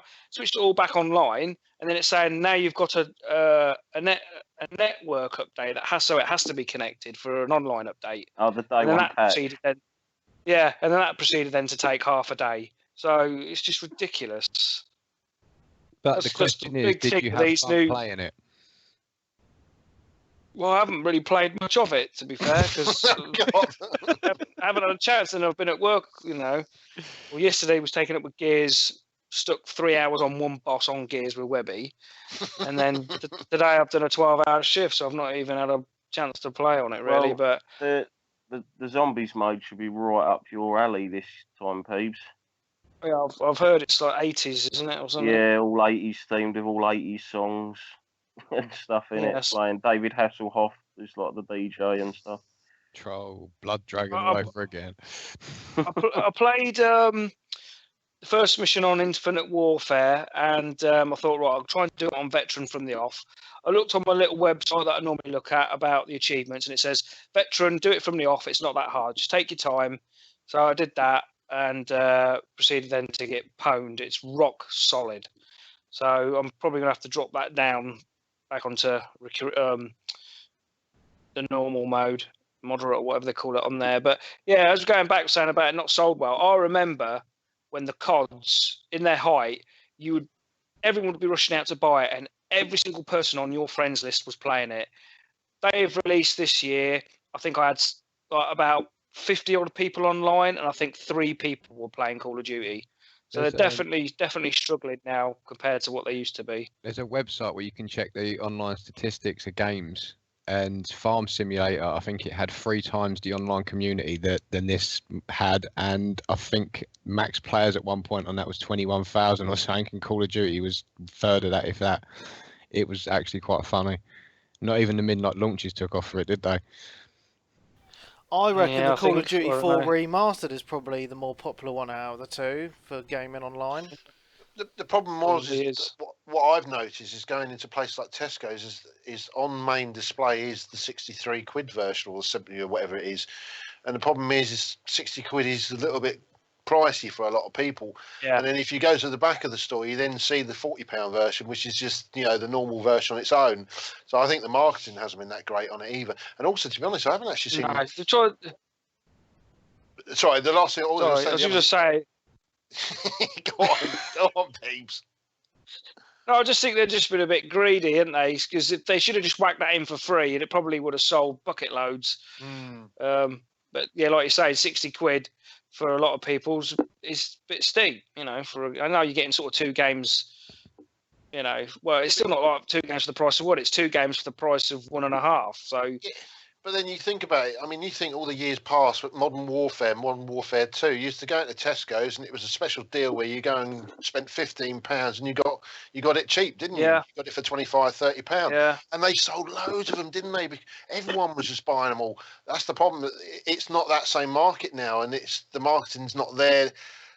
It's just not happening. And the other thing I have noticed is, I don't know if this is just me, but I haven't seen Call of Duty on the telly, the advertising for it, as much as like Battlefield 1. I've seen that all the time. To be I honest. see a lot of Call of Duty on YouTube and stuff, though. Yeah, YouTube's flooded with it, but I think they've just adopted the attitude now where, we don't need to advertise, we're Call of Duty. Ha ha ha ha ha. I would have liked to seen them release COD 4 Remaster as a download on its own for like 20 quid or something. That would have completely stunted this game, though, wouldn't it? To be fair, if they come out at the same time, we all know what would have happened there. Yeah, but I would like to see that going forward at some point. I would like to see that happen. The second one would be welcomed as well. Yeah. Oh yeah, I love Modern Warfare 2. Yeah, I think 2 was my favourite, actually. Needs to go. But yeah, I mean, I've got a lot of people on my friends list. I've got over 200 people, and I think I've only seen about 4 people playing this. So I've seen 1 person play the COD 4 remaster. So I don't think they're proven as popular, even the COD 4, as what people think. So yeah, that's my take on it anyway. Yeah, it's definitely on the decline. And yeah, I've had Titanfall as well. I've not really played too much of that, but hearing good things about the campaign. So yeah, looking forward to that. Forza Horizon 3 has been one of my main games. Really, really liking that game. It's beautifully done. Massively in depth, loads to do, loads of cars. It's just probably the best racing game of all time, and that's probably just above Burnout Paradise. But yeah, I've got and then what else was there? There was something else as well. Oh, I've got Assassin's Creed Syndicate. I got that off the marketplace for £15, probably about a month ago now, meaning to like really play through that. But then with all these releases out, it's been put to the back of the pile. Did that come with the Jack the Ripper DLC? No, it doesn't. I thought that I've Jack seen- the Ripper's not all that great though. I that thought it I was played- really good. I really enjoyed it. The VR trailer for it for Oculus Store is good. If anyone wants to have a look at that. Nice. I just need a VR headset. He I've works on the Gear downloaded VR. I've Oh, downloaded does the it? new Call of Duty VR thing, but I haven't tried it yet. Is it No, I've heard Jackson it's Assault? good. the Yeah, I've Jack heard the it's good. Ripper, the Jack the Ripper trailer on the Oculus Store on the Gear VR thing as well. Oh, sorry, I thought we were still talking about So- COD, so I do so there's- apologise. So there's VR Assassin's Creed then, is there? No, it's not the game. It's the trailer for the Jack the Ripper DLC. But you know, on the trailer when it's sort of you watch him run through and he runs into the room and without spoiling it, and then carry on to the end of the trailer. If you use the headset as you're running through the room, you can freely look around. And there's stuff coming. I have done that thing. That's I watched that video when I first got my Gear VR. Yeah, It's awesome. awesome. yeah. And a VR Assassin's Creed, that I think that'd be like Final Fantasy Online for me though. Amazing. I wouldn't want to leave. You could just freely walk around. It's like, I don't like you. I'm going to just stab you and put you in a chair. Yeah. Also on Friday, I know it came out in America today. You've got the Assassin's Creed 2, 3, and one of the other ones remastered coming out. The Ezio collection. The Ezio Yeah, collection, isn't it? Yeah, I wouldn't mind picking that because I never played Revelations or Brotherhood. Do it. Revelations weren't overly good. Brotherhood was the better one in my opinion. I love 2 though. I know that wasn't your favourite Switch. No, Ezio's the worst. I Oh, never I like touched any of the Ezio. games after the second one. Not until Black Flag, I think, was when I went back in. But Cool. I'll wait until that's cheap. I've Right. got too much to play anyway. Anything else, please, before we move on? I think that's covered everything. Cool. Who's next? Yep. Switch. That'd be me. Right. Yeah, obviously, quite a few things have happened within the last week or so. I treated myself to a brand new 4K television. Also, picked up a PS4 Pro, which was obviously in the preparation for everything anyway. The television itself, I'm exceedingly happy with, as most people who probably own a 4K set actually are. You don't Yes. actually need a really nice console to basically make your games look a lot better, because when you play your sort of older 1080p games on even a standard PS4 or Xbox One on these tellies, they will look and run better, or seemingly look and run better anyway, just because of the color definition and stuff on the television itself. Although, as I learned, if you are picking up one of these new televisions, you will need to mess around with the settings a fair bit to actually get a decent picture out of it. Be wary of Because- input lag too.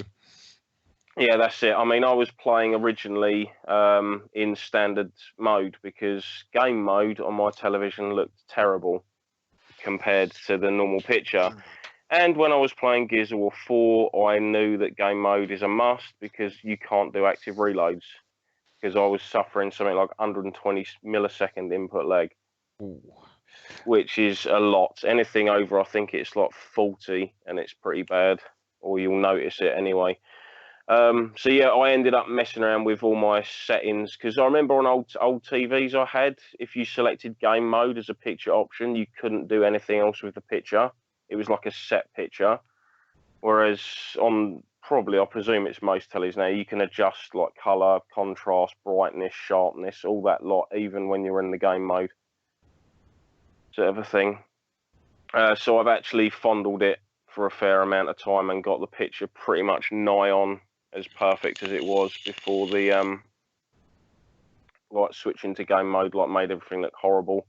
And a lot of it was actually down to the sharpness, because most of these televisions now do sort of like an up-res, so they're basically blowing your 1080p games up in size, and then it's trying to sharpen pixels that aren't actually there, so it gives everything a sketchy look. So you'll probably find if you knock the sharpness down, it'll improve the picture quality a lot. I believe the technical term is jaggies. Yeah, possibly, something like that. But yeah, sharpness does that. Sharpness is the devil. Yeah. Obviously, it's good for quite a few things, but not when it's trying to upscale something that sort of has already been blown up anyway. So yeah, PS4 Pro. I saw a lot of sort of like yes and no's going on the release. A lot of people slagging it, a lot of people praising it. More often than not, the slagging it off seem to be winning out over people praising it because negativity's like more interesting to read for people, I suppose. So yeah, there's been reports of certain games performing slightly worse on the Pro, such as I think it's like Last of Us Remastered and Skyrim and something else. Personally, in mine, I haven't really had any issues with it whatsoever as of yet. Like setting it up was pretty simple. Actually managing to transfer everything from one system to the other was a godsend because I did not want to sit there and have to re-download and reinstall and go through all that kerfuffle with all my bits and bobs, especially when it comes, as Webby knows, with like licenses to like Final Fantasy and such, which you obviously have to have to be able to like log into the game. Did someone not post up on the Facebook page though that it took like days to like, cover everything from one system to the other, or was that just that one person? It might have just been that one person. I mean, it took me about 2 hours. I have seen some people say it took them up to sort of like 4 hours or so. But yeah, so I set it all up, all fine. Most of the games I've played on it, including Final Fantasy, seem to run a lot smoother.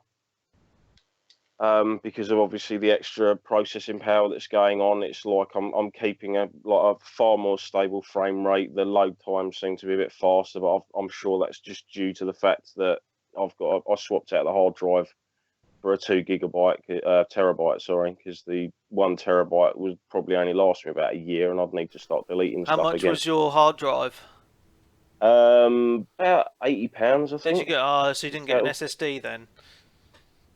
I just got one of the ones that was actually like suggested, and actually like a lot of people had given high remarks and said this works perfectly well with the PS4. So I'd say an SSD for a console is probably a bit overkill. And what with the read-write cycles on them being, limited, it does speed it up slightly. I've been told. I did check the Digital Foundry on it, and the SSDs do change it slightly between that and the normal hard drive. As in, like Bloodborne, it was like 5 seconds to load between sections, whereas on a normal hard drive it was like 15, and then the original PS4 was like 30. But it's not a big deal, is it really? So I've only ever used them to load my operating system on. Everything else has been mech drives, but it's just, to me, it just seemed overkill for a console. But if that's the way it's heading, then it's just looking good. I mean, I did find out after I ordered one that they do apparently support up to 4 terabytes, which would have been nice. I would have been quite good to have stuck a 4 terabyte drive in there or something. That would have pretty much made it last the entire sort of thing until the next machine comes out or whatever. I've got 2. 2's fine. You can deal with 2. I mean, once you finish the game, I just delete it anyway if it's a big game. I've got loads of stuff on mine anyway, but no, 2's fine. So was it worth the upgrade, Switch? Was it worth you paying all that money just to get a tiny bit of extra graphical fidelity? Yes. See, this is what I don't get right, because I'm not slugging you off or anything like that, because it's your money. You do whatever you want with it, mate. That's fair. You work hard, you earn your money.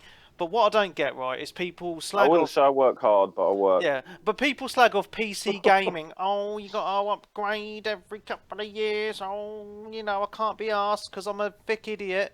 Couple of years, couple of weeks, I'm upgrading. Yeah, well, there you go. But then you're like, these consoles have been out for a couple of years or whatever, and then people are upgrading to the same console with slightly higher specs. You might as well be a PC gamer if you're doing that. You could justify it, like in a health and safety sense, looking at the design of that console to the old console. It's a lot more rounded and it's slightly smaller. So if that console was on the floor in the living room, you're less likely to stub your toe in it. So really, you've not upgraded the console. He's improved the safety of his household too, making the purchase. If anyone keeps a console on the carpet on the floor, then God help them. My consoles are on the carpet. God help you. It is a PS2. Yeah, the first things I noticed with it straight away were the fact that obviously it's ever so slightly bigger than the original PS4, but not much bigger at all. I still do prefer the design of the original PS4, to be honest. It looks, this one, like, it's been nicknamed the Sandwich by quite a few people I've seen online for the design. The fan in it so far is so quiet I can barely hear it. If I mute my television, like, I'll struggle to even hear that anything's sort of turned on. It's that quiet compared to how my old one was. Obviously, the picture definition on the dashboard and everything's like super colourful, super sharp. You notice it straight away as soon as it boots up that it's in like 3190 by whatever it is, the resolution and stuff. Yeah, I'm pretty happy with it all of that way. I haven't set the VR up with it yet because I think I need to look into that, because I think you have to connect it slightly differently with the Pro compared I think to it works how you better would with the Pro as standardly. well, doesn't You it? get It you get a does, better it's- resolution with the Pro. You Yeah, can still it run it on the improves the standard. It just fidelity and stuff. slightly Yeah. downside. I think it's faster load times and like better fidelity on some of the graphics, or better frame rates depending on what the actual developer decided to go with.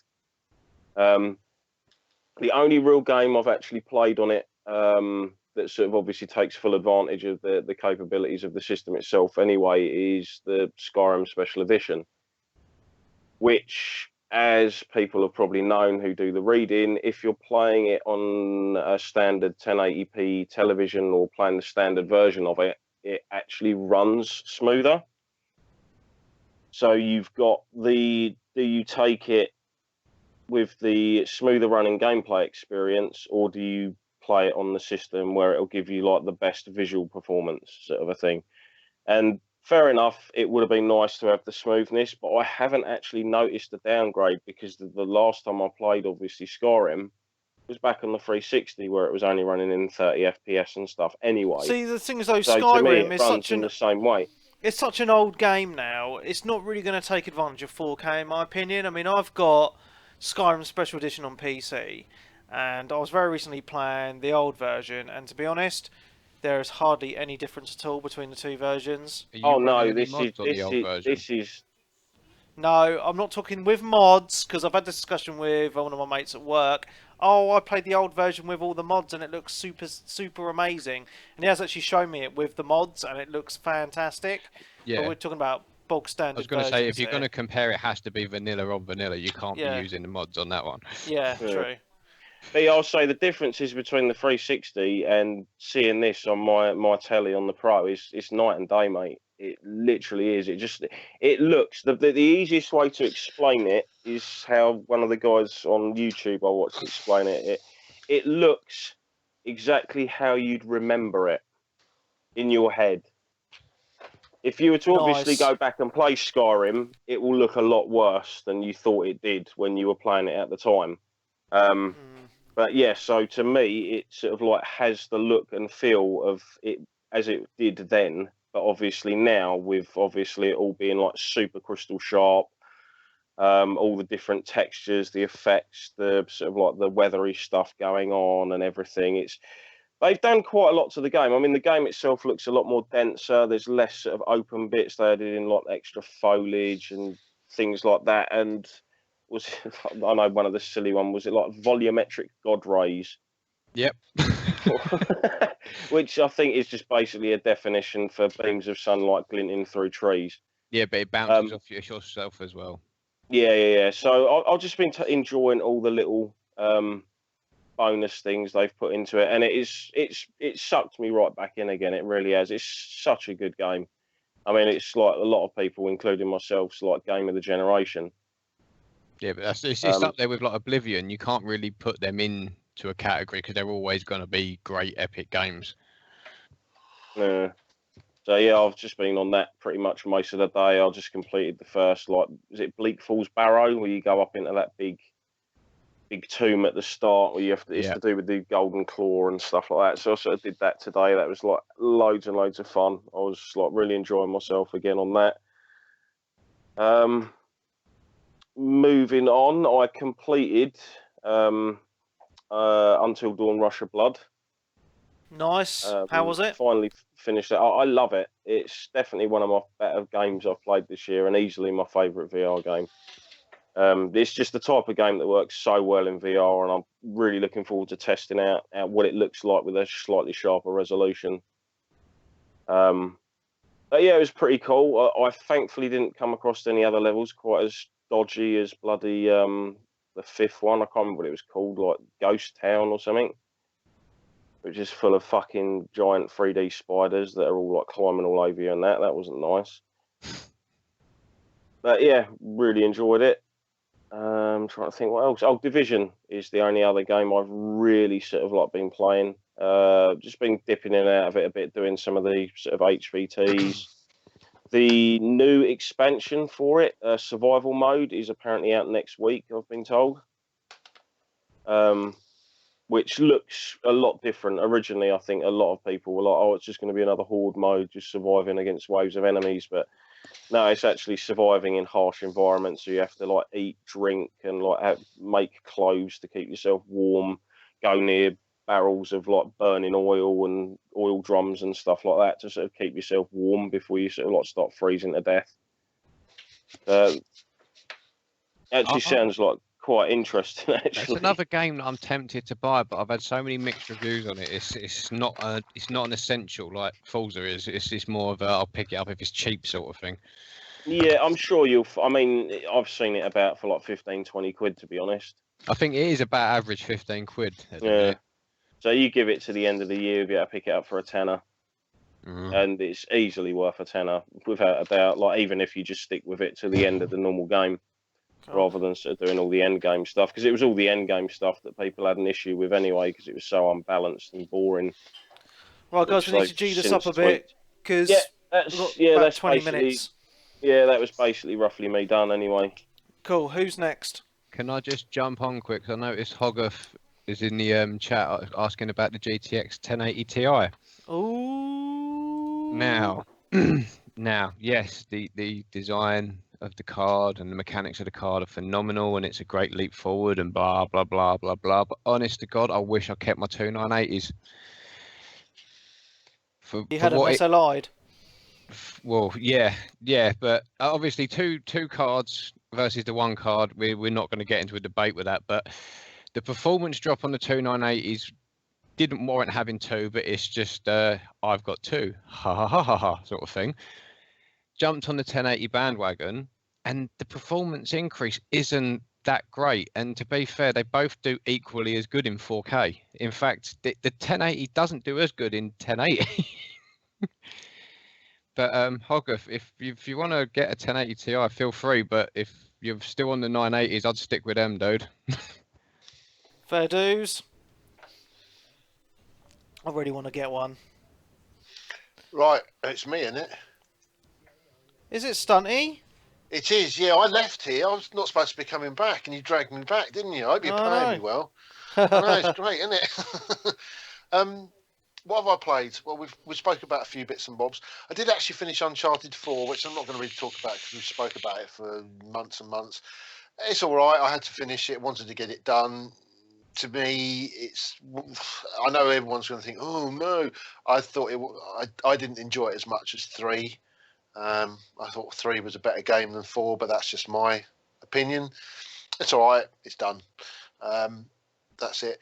Play a couple of other bits and bobs. I took a couple of bits that I played on the PlayStation. I played a game called Bound. I got it on sale. I've heard this is a game you can actually play in VR. And I tell you what, if you can play this game in VR, wow, this game's going to blow your mind in VR because it's beautiful.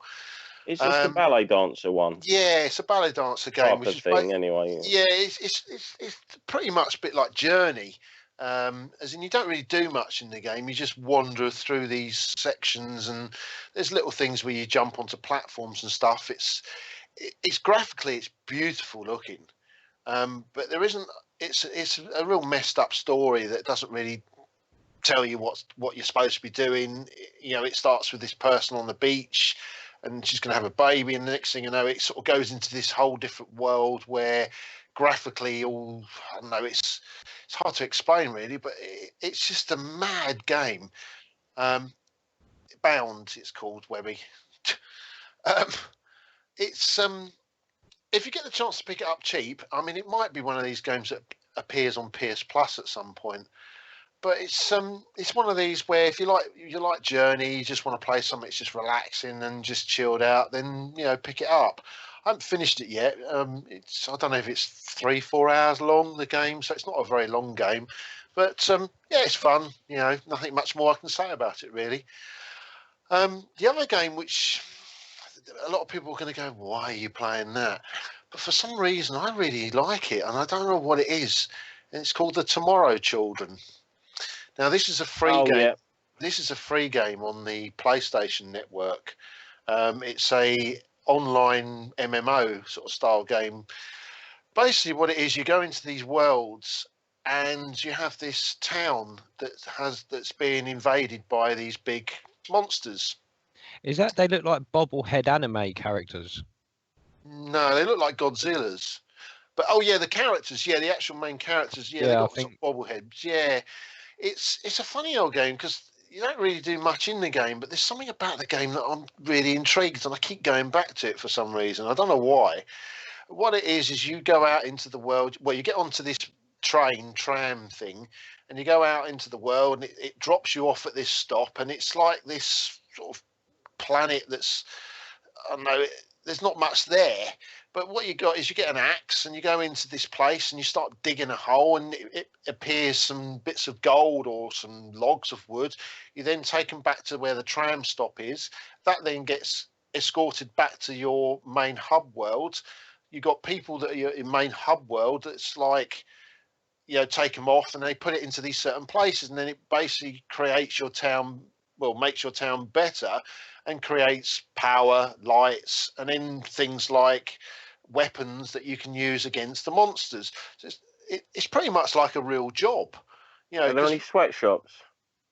Sweatshops? No. Yeah, I want some Nikes. So it's just there's no real, just like real life. Well, yeah, it is. It is like real life. You go out into the world, and your axe runs out of it breaks, so you then go back to the main hub, and then you go and pay some money, and they gives you a new axe, and you go out back into the world again. And if you're lucky, you might be lucky to pull a tree off, and you get an apple. So you get some health, that kind of thing. But I don't know what it is. The graphically, yeah, you're right. Why are you playing this? I don't know. I don't know what it is. Every now and again, some shit game appears, and I start playing it. And I don't know what. It's free. It doesn't cost a penny to play. But there's something about the game. My daughter plays it as well. Maybe it's that whole, I don't know, when you do go out into the world, sometimes you can go to this, you get dropped off at this station, at this place, and it's never been touched. No one's been there yet. So you start digging holes and you find things, in the world. And then sometimes you can go to a place and it's been absolutely destroyed. Everyone's dug every hole possible, and there's nothing there at all. And the problem is as well, it is like real life, because you go to this place and you dig all these holes and you think, right, I'm going to go back to the main place, but you have to wait. You have to wait for the tram. It doesn't just appear, as in like you push a button. You have to just literally wait. So it's like waiting for the bus. Stunty. What? I have to say, it sounds shit. And I'm watching a video of it, and it looks shit. Next. Well, it was originally supposed to be an actual proper game, wasn't it? Well, I'd say proper game, like an actual retail game, rather than a free-to-play. It just suddenly went free-to-play, and no one knows why. Yeah, it's. I mean, sure, there's a good reason. There's going to be more that's going to be added to this game at some point. Hopefully, there is, but I don't know what it is. I don't know. There's something about it I like. Maybe it's the whole Minecraft element, and I can see why kids like it. You don't really interact with other characters in the game, so they're in the game around you, and they sort of disappear, and then they appear, and they disappear. But do you play 7 Days to Die by any chance? No, I haven't. I like to play that, but I haven't played that. That's supposed to be shit as well, so that's right up my street. I was just going to say, it's the best 15 quid you could spend. Yeah, I want someone to buy me that, or actually, so anyone out there that's got a copy, lend it to me, and I'll give a good review on that. But there we go. But I don't know. There's something about this game that I really like. I don't know why. I don't know. Maybe it's just my game style at the moment. It's all over the place. So, but there we go. I'll move on from that. It's free, so if you get the chance, Thank download fuck. it. So, my last game I'm going to talk about is Metroid Federation Force, which is a 3DS game that's got absolutely slated when it was first when they first sort of like showed some videos of it. Yeah, because people have been waiting for a Metroid game for years, and then it's like, this isn't the game we actually wanted. Well, Metroid HD remake. Well, I'll be honest with you, it's actually better than I thought. It is. There's two modes to this. The mode they showed was a mode called Ball Blaze or something like that, which is like, and this is another mode, which is basically it's an online co-op if you want to play it co-op, and it's like Halo, as in like you're going into this world, you're coming up against enemies and stuff like that. But this is on a 3DS. The online works, as in you get other people. You go into a lobby, and you actually get other people come into the game. There's no game chat. There is actually talk chat, but there's no actual voice chat. And you go into this world and you start shooting enemies and stuff like that. And the mode you're actually showing at the moment on YouTube is actually the Ball Blaze mode, which is not the mode you're supposed to be looking at. We're supposed to be looking at the Metroid, the other mode, which is the better mode. There we go. It's not a bad game. If you like your 3DS and you like playing Metroid, the old Metroids, I think you'll be surprised, actually. It's 25 quid. I'm enjoying it. That's all I'm going to say. That's it. I'm done. Well done, mate. Well done. Who's next, then? Stevie, isn't it? Yeah, go on, mate. Yeah. Well, I guess I think I've pretty much covered most of the stuff, sort of jumping in between everyone else. But if I haven't said it enough, play Overwatch. Sweet. And Rainbow Six Siege, most definitely, is another good one. But I am debating whether to jump on the PS4 bandwagon as well. Now, it's starting to become a bit dangerous because I don't want to be over-encumbered with consoles again. Well, this is the problem, mate. I mean, I have this issue. Welcome to my world. I've got, obviously, my Xbox One and my PS4, but obviously all the older consoles, which I don't turn on, but it is hard to manage yourself between just two consoles, let alone two consoles and a PC. 3 if you include the Wii U. I mean, children are fine. They just need to be fed and watered and stuff. They don't really factor into it. But obviously, I'm going to want to play Siege on PS4, but I can't be bothered to unlock everything again. That's one big factor. And another thing's the community. From what I've heard, the community on PS4 is a bit, I don't know, they just seem harsher than Xbox. Nah, you just got the wrong people you're gaming with. There's no issues on the PS4 that I've seen at all. So, but, you saying about the older consoles, Webby? There's a console known as the Retron 5. I don't know if you've heard of it. Yeah, I've heard of it. Yeah. If you've got the older games and you want to get the you know the Mini NES does that scan line feature where you can put filters on. Yeah. It's the best way to play them, and you can if you like your emulating and you get your ROMs and whatnot, you can get blank cartridges and load them up. I know the N64 ones are like stupidly expensive, but the best part of it is the inputs for every controller type. Yeah, but you can just play them on a PC though, can't you? There's no point in buying a Retron 5, is there really? I mean, they've already. I mean, it's like if you're a proper collector and you have the games, there's something about putting it in and the click of the button on the old upright Famicom and stuff like that. I'll still get the hairs on my neck stand up when you go Sega when you turn on Sonic. But yeah, because you know you can push start and within like a couple of seconds you're actually playing the game. You can't take nothing for granted. Like all these kids who moan today and like all these young lovers like, oh, hang on a minute, love, let me just get to the checkpoint. You had 3 lives, you died. You threw your pad and that was it. You played it again. Back to the beginning of the whole game.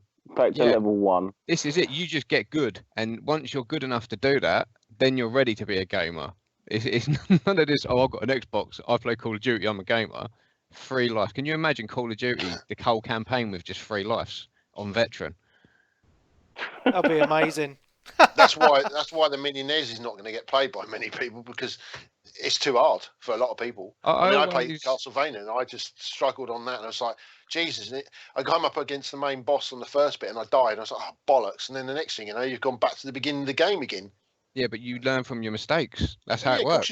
That's how it worked. Yeah, but back 20 years ago, I had more time. I ain't got the time now, so I think, like, bollocks, I'll just turn it off, put something else on. Yeah, sorry. I think it's a mixture of like not having time and the fact that obviously when we were younger we didn't own as many games. So Yeah, if you got stuck on a game, you'd just keep at it and at it and at it because it's all you had. Whereas now, something winds you up, it's like fuck you. I'll just put something else on then. Yeah, I mean it's with me though. The old school games have always had that special place because, well, last week the most epic thing to me happened. I actually got to play on Xbox Live with my 8-year-old son, and it was the first time I've ever gamed with him online, and it just felt special because it was me and him online playing. But the way we used to work it when we played games, I'd start him off on the older games like Spelunky and stuff like that, and when he could finish them, then he moved up. Yeah. And he stopped thinking like getting the ump and whatnot, and he just see it as more of a. He called it unlocking his next game, if you like. But I see it as if you're going to game, you've got to start at the bottom and work your way up. If you can't master the free life rule, then you don't deserve checkpoints, in my opinion. It's as simple as that. You are a spectator. Games have got easier though these days. I think they have, apart from Gears. I think it's because I think it's due to. I think part of that, in fact, is honestly due to the fact that your average gamer now is probably in their mid-20s, early 30s. Yeah, and we've got responsibilities, children, cooking, just general daily stuff to do, and you can't have that. Oh, just let me get to the next checkpoint. You need to have that. Sort of like, I'll just pause it and save the checkpoint. You know what I mean? And then I haven't been able to convenient pause a game in years because everything's online now. Yep, that's another true one. Like if you try and pause Dark Souls game, good luck. Age-old argument. No, I'm sorry, love. You can't pause online games. You're going to have to wait. They don't wash in my house anymore. Is it Carl now? Anyway, we need to know what Carl's been playing. Well, I've just been playing the usual Smite. I've been playing Paladins, and I've played a little bit of Ark. Yeah. What is Paladins and what is Ark? I've never heard of these games. That's the one with dinosaurs, isn't it? Ark's a dinosaur, wasn't it? Oh, Ark Survival Evolved or whatever it is. Is Ark not that game where the expansion pack costs more than the actual base game? Yeah, that's the one. That would be the one. Yeah, Paladins is basically very similar to Overwatch, but it's free to play. It's really good. Is that on PC only? Or... Yeah, is that PC only? It's coming out on console soon. Like, there is a sign up to get into the beta and stuff. Nice. Tell us more about it.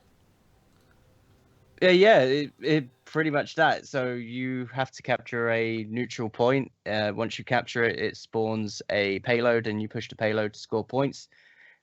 If you defend, you get a point. It's a really good system. Works really well. There's a few characters in there. They released a new one called Charlene. Yeah, pretty good game. What about Ark? How come you're playing that still? 'Cause, I mean, I had a quick go of it because I was told it was supposed to be my cup of tea game because I liked Rust, but I don't know. I couldn't get into Ark. It's got a huge fan base on PC at least. Yeah, well, all my friends started playing it, and they suggested I come and play. So I came on. I started on a new character. Yeah. Do you build a house in that? Yeah, so it's like a survival game. So you go around you get the materials. It's kind of like an adult version of Minecraft in some respects, and you tame dinosaurs and stuff like that. Right. Okay. Did you ever play Rust? I gotta be honest, I didn't. No. No. Oh, okay. Fair dues. Yeah, that's all I've got. That's fair. Right, should we go into the Facebook questions then? Yeah. Obviously, if people have questions on the Twitch channel, feel free to chuck them into the channel and we will read them out as well. I'm just going to go through the Facebook questions first. If someone can keep an eye on the Twitch for me, that would be awesome. Yeah, I'll keep an eye on that for you. Colin Smith says, have Nintendo fucked it again by not having Zelda available for the launch of their new console? Yes. Good answer. Oh, so it's not going to be a launch game then for the Switch. I assumed it would be a launch. I figured it would have been. Then? Who said it? Nintendo. When did they say that? Just now on the chat. Is it? Oh, okay. I haven't seen that. So, I don't know. Well, seems like they've been working on that game forever. I know. I'm still not convinced on the Nintendo Switch anyway. So time will tell when they give more info. Mm. Elliot Hanton says, I believe this year has been the year of great sequels. Who agrees? To a degree, yeah. Yeah, they are doing quite well. I mean, some good games. I mean, we've got Forza 3, you've had Battlefield, you've had Uncharted 4. Uncharted. What else? Gears of War. Dishonored as well, which I'm Dishonored. surprised none of us have actually played. I know Cole loves Dishonored. Cole, have you played Dishonored 2? No, I haven't. I don't plan on picking it up. Oh, I know Elliot has completed it and he's on his second playthrough, so... What's that? Dishonored? Yeah, Dishonored 2, yeah. You'd finished 3 if it was out. Yeah. I really wanted him on to talk about that, because that game looks amazing, so... It's supposed to be good, isn't it? But Yeah. I never played 1, so... 1 was an amazing game. Yeah. I will play it at some point. Who's next? Neil Holding says, Battlefield 1, first-person shooter of the year? Yes, it is. Nah. Yeah. Yeah. Nah. Yeah. Paul Barry Hickins says, on the 15th anniversary of Halo, your thoughts on the franchise and the future of it? Apart from the 62 gig that is taken up on my Xbox, and they've still got Griffball, so that kind of counters that out and makes it okay. I've got Halo 5 sitting here uninstalled yet, 'cause I'm yet to finish the 4th one, believe it or not. Well, Wow. It gets worse. That's all. Yeah. I thought to myself, I'm going to go through the Master Chief Collection. Spent the best part of 6 hours just getting good graphics, shit graphics on the first game. Yep. I've got up to the 3rd game, and now I'm ready for 4. But someone said that I should try the multiplayer first because that's better than the story mode. As in, it has more story. I thought the campaign on Halo was all right. You know what I mean? I can't remember it, so it can't have been that good. It was. I thought it was all right. So that's The only just... one I remember is Reach. Oh, Reach was awesome. I Yeah. think Halo 5's a bit Favourite. daunting because it's got that weird little sculpture thing in the box, and I'm worried that it's going to cut my fingers. But even Halo 5, when I picked it up, the guy on the counter looked at me and went, "Oh, you're probably better off getting another game, mate." He mean, didn't try and it's- sell you, did he try and sell you the £1 extra for making sure the discs will stay clean? Yeah, they always do. They go, "Do you want to protect your Blu-rays or games for £1?" I'm like, "No, they're my games. I'm going to look after them." Ask my children that. They might pay £1 for something that they don't need, but Yeah. I don't. I Stop asking me. I don't plan on frisbeeing them against the wall or anything. What do you take me Yeah, for? you should have got. Oh, you know what you should do? A Switch? net, You should yeah. go into the game with your disc and say, "Can you? I paid the £1. Can you put the All right, yeah. I would do that. No, to be fair, you could go and buy a new copy of Gears 4, pay the £1 to get it replaced, take it back and replace it, and then I don't want it, I want my money back. It fell to bits when I took it out of the console. It was that I'm covered epic, for it just pounds. exploded out the tray. So, Oh, They- dear. they got- Chihuahua. they've got some bad tactics in game at the moment because I was telling Switch this the other day. I went into game and I was just having a wander around, and there was a woman in there. She was buying a PS4 for her kid for a Christmas, and she picked up a disc, and the bloke said, "Oh, you're going to get that then, are you?" I said, "Yeah, I'm going to get that." He said, "If I buy this now, will it work at Christmas?" And the bloke said, "Yeah, if you pay £1 extra, I can guarantee it will work at Christmas." I thought, you fucking arsehole. So. That's well Yeah. bad. Yeah, that was borderline. That was. I nearly stepped in, but I thought I better not, just in case. They must be on some sort of commission when they do that then. They must be. Oh, hang on, we've You got a reckon? question on the chat from Kindheart1980, and it seems quite relevant. Do any of you guys like sausage sandwiches? Yeah, not at Who- the moment. Though. I have, like, you know, like Bacon. baked beans and sausages. I have those in sandwiches. That could work. What? That could work, you know. It's like a kind of Like That's- on that's toast, lovely, on a mate. poor man's sandwich. Greg Pasty. sort of Baked thing. bean and sausage sandwiches are awesome, mate. That's Brown bizarre, sauce. man. Ones, tinned ones. You guys That's are a weird. specialty. I like brown sauce and sausage sandwich. How doesn't it all fall through the bread? No, you fold it over like a book, With magic. like a pocket. It's like a bean pocket. It's awesome with loads of A butter. bean You know, pocket. but the That sounds beans are all almost. That runny and sounds like that. a feminine genital part, a bean pocket. Oh God. Anyway, Mela Next. asked us a question on the Twitch chat. What games do you want to see discounted in the Black Friday sales? All of Dunno, them. Forza Horizon 3, Dishonored 2, The Yeah, Division. both of them. Dude, the Division on CD keys is like £12 right now. Yeah, but No, no. even still, if it goes in Black Friday, it'll be like £6. I can get the Division, and then I could probably pick up 2 copies of Unity. I think they're only £1.99 each now as well. Yeah, it's awesome, man. Well, we want, It always seems to be the Ubisoft games that are discounted on CD keys for some reason. You have to be careful though, because obviously Xbox have the right to withdraw them if they're from out of our territory. And I've made this mistake before with Street Fighter 5. I saw Street Fighter 5 on G2A, and I think it was about $18.99. So I jumped on it, clicked the PayPal button, and when I got the code for it, it was a Russian code, and I couldn't even redeem it. That's Ouch. shit. But you live and learn, I suppose. You just got to There's be someone careful. I know, when he got his Plants vs. Garden Warfare 2, he got it off Amazon. And obviously it was like the super deluxe version that came with the extra DLC. And he ended up with like a weird Korean or Russian version of the game or something weird like that, and the DLC wouldn't work. Alright. Very Going back- strange. Going back to the question, we want Forza Horizon 3, and we want 7 Days to Die because it's supposed to be crap. When it gets discounted, Mela, can you buy them for me, please?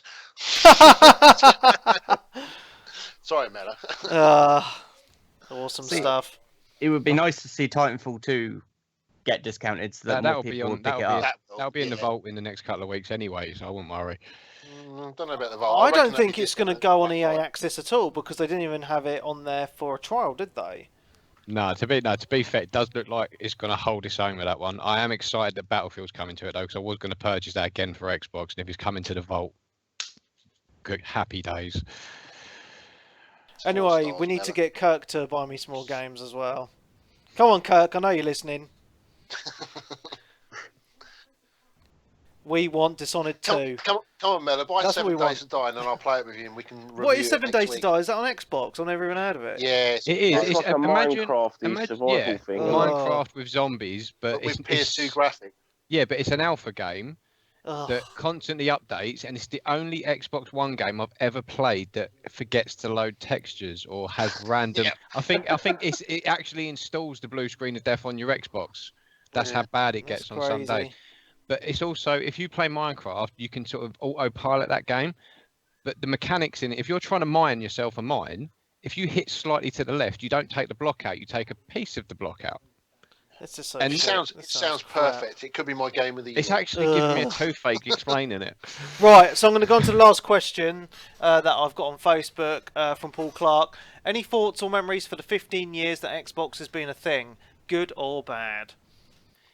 Life Any changing. memories? Life Red changing. Ring of All Death. good, man. I remember playing Xbox Live when it first came out, and you would jump into a game of say Rainbow Six or something like that, and you would jump in with randoms, and it would always be the same randoms all the time because It there was would. only like 12,000 people on the service or something like that. So you'd always be you'd always be meeting the same people all the time. That's it. I mean, I met my best friends for Xbox Live in them days when we used to play Halo, Rainbow Six. And here's an interesting fact: that the first online game I played with Webby was Castle Wolfenstein. Yes. Now, here's Classic. another interesting fact. I own that game from release, and I played it right up until the 360, but I only ever played Beach Invasion. I never played another map, and I never played the campaign. I've only ever played Beach Invasion on that game. It's amazing, isn't it? I mean, I think we spent over a year easily just constantly playing that same game and just that one map. I 'Cause got it an was just so upgrade fun. to 10 meg broadband, and I thought I was the king because I could host a game with 12 people. Yeah. Dude, that's what I'm saying. Wolfenstein on the Xbox original was just the best experience ever. That and Rainbow Six and Project Gotham. Those Wasn't are all the Ghost games you Recon need. pretty Oh, good it on still the echoes yeah. now. If you close your eyes, you can still hear he's going long. He's going short. He's going long. He's going short. Yeah, yeah, and the Ghost Recons on the old Xbox were fucking brilliant as well. Webby yeah. and that game you invented, President. People still play that now. Oh, what did we do for president? It was like one When- person had to be president and you had to protect him or something. And there was an assassin. It's basically assassin mode, which Gary's mod's got now, but people still play that to this day. And apparently, people still play Question of Death on old Rainbow Six 3 as well. Nice. I actually Yeah, patented that idea. downloaded Return to Castle Wolfenstein on Steam the other day, because I wanted to play Beach Invasion and there was no one online at all. Oh, I was on my own. let me know when you're on. I'll have a game with you for Sweet. definite. Some good memories. I just ran around the map for about 20 minutes, just soaking in the memories. It was good Yeah, that times. was awesome. Yeah, that was good times, man. The old Xbox was fucking brilliant. That original It Xbox always was, ended so. on Halo, and it always ended up in an argument, and it would always be Americans versus English, and it would always it'd just get messy. But it was Halo. There weren't no friends in Halo. No. It was just great days. And the good thing with that, I mean, I know party chat was a feature that everyone was asking for ages, because you would end up in games and game chat with 12-year-old American kids who are annoying as anything. But I do miss the times of just being in game chat a lot, because you met like a lot of really good people on game chat Yeah. on Xbox back in the day, and now you don't really meet anybody because you're always in party chat. So I remember Mafia convinced some lad who was in our game that he was part of Interpol, and by the end, because the guy still played with us for about 3-4 months, and he was still like, Mafia would randomly say, "Oh, my sergeant's going to pick me up by helicopter in a minute," and this kid was absolutely besotted with him because he thought he was like an international assassin or something. that was awesome, man. Good times. And the 360, of course, brilliant. Perfect Dark Times, Zero. best years. So there's a Yeah, lot I of good memories of Xbox, man. So many. I never had the original.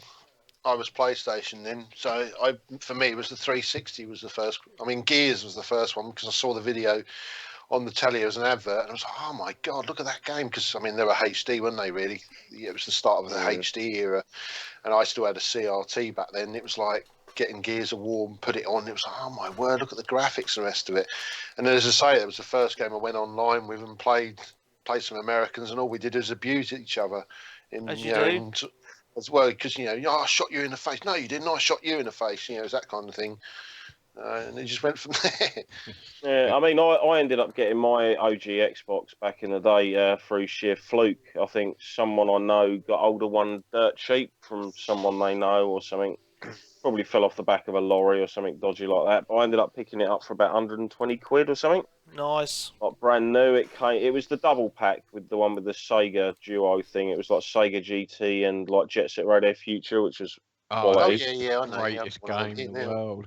Yeah, and part of me, I wasn't too bothered about it, to be honest, when it was first announced and came out. But then when I actually had one, I started looking into it more, and I was like, oh, I'll be able to play a different style of game, because it literally at the time it was almost touted as being like, all those games that are on the PC, they're probably going to end up on this system over the other ones like the Sega and PlayStation stuff. And yeah, I ended up sort of getting like Dead or Alive on it, and obviously Morrowind and stuff like that, and the rest is history, really. I just On the like it original straight away. Xbox, the online part that changed it for me was Pandora Tomorrow, because that was a completely different genre. There was nothing else like it when that came out. And if they implemented in the Ubi games now, because if on Pandora Tomorrow you couldn't obviously communicate with the other teams, but if you took someone out and like teabagged them, as you crouched on their head, they could hear your mic. Yeah. If they kept that in games now, the fun we could have. But the playing that online, it was just something else. It was nothing before, because you play shooters online, you shoot people, but the amount of interaction you had to have with people you've never met before, by the end of the game, it feels like you've known them forever. I think it was that. Yeah. And what was that army game we played? Full Spectrum Warrior was another one. Yeah, that was awesome. Well, I do want to mention one of the best experiences on the old Xbox as well, on Rainbow Six Black Arrow. This is something that still, I think, more games should have. Like, this is the only game I know that's had it. So clans were a massive thing in Black Arrow, and so we made our own clan, and then you could set times to fight other clans within the game. So you could set. So do you remember, like, there was a clan section on the main menu, and then you could set dates and times to face other clans. Yeah, you had to be in the room 10 minutes before, and then they lock the room at 5 minutes before. So whoever's on your team that you're stuck with, if you haven't got more than 3 people, you'd forfeit, and it counted as a loss. It was proper in depth, but it was so well made. Quite an infrastructure for an old console. Dude, it was brilliant. Well it had implemented. leaderboards and everything. So, I mean, we were our clan was THC back then. Yeah. And yeah, Trigger Happy Clan. Yeah, man. Oh, was it really? Yeah, it was Trigger Happy Clan. Yeah, we used to We were proper hardcore back then. We really were. I mean, we were on every single night, man. This is going to unreal. sound really, really bad, but obviously when my first child was born, everything's up in the air, you're back and forth to hospital, but you get to know that if your waters ain't broke and you're only having contractions, you got a little while to go before you're ready to give birth. During me second, while my ex was pregnant with my second child, she went into labour while we was playing Black Arrow, and I think we was round 2 into a clan match, and she's panting and panting and panting. I've gone, look, you ain't gonna have her yet. Chill for a minute. Let me finish this round, then we'll go to the hospital. But this is what I mean. It's like you leave that match, your team forfeits, and you got to live with that. It was hardcore, mate. Nothing would stop us. So those were good times. And obviously, moving on to the 360 era for me was probably the best era in gaming for me because of the online. Yeah, it's the golden era, wasn't it? Really? Yeah. And the thing was the arcade games that they brought out, the indie games. That was just a massive thing for Xbox. Just the community. I thought you would have said Oblivion. I think you spent most of the 360 era on that game. When it came out, man, I spent more time in Oblivion than I ever did in Skyrim. Easy. I think out of all of us, you finished that super quick, like with a gamer score. Oh, I've got the max achievos on that. I have to say, like, when I was younger, because I don't really get the time now, I was like Elliot is mini me. Sylvester Almond is mini. I would raise you as my equal. He is mini Webby because he reminds me of me when I was his age. He was like, yeah, I completed it in 2 days. I got the full gamer score. And I was like, mate, I used to be you. Mini Marcus Weebus. Yes. There's no such thing as a bad Chivo hoarder. Everyone loves to be a Chivo hoarder. Everyone's played Avatar. Come on. No, they haven't, mate. No, they haven't. Avatar. King Kong in it. I paid full price for King Kong. I loved King Kong, mate. That was brilliant. Lost. I paid full price for. Lost was good. Oh, Lost via Domus or whatever it was. Yeah, 1,000 gamer rentals score. before, You finished the game. What was your? You didn't, Peebs. You didn't have an original Xbox, did you? Were you the same as me? Xbox 360. Yes, yeah, I was PS, PlayStation, then Xbox 360. Yeah. Right. And what was your first game then? When did you get your 360? When did the Chivo whoring start? I think the first game I got on the 360 was called Gun. I remember that. Yeah. Yeah, that was a PS2 game, wasn't it? I remember that. Yeah, it was better on the Xbox. And then Gears of War. Yeah. And then what started your achievement problem? Left 4 Dead. Oh, really? Oh, wow. Was it the gnome mission? Getting the gnome to the end of the mission or something?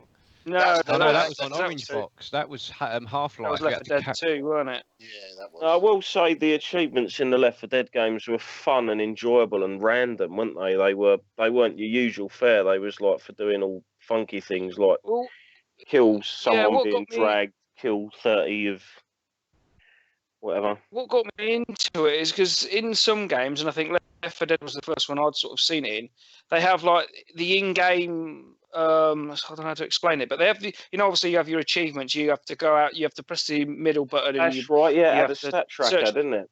But yeah, it has the tracker in game, and that got me more into it. Some games you were into it because you wanted to catch up with me. You spent years trying to beat my gamer score, and then it cost you your marriage.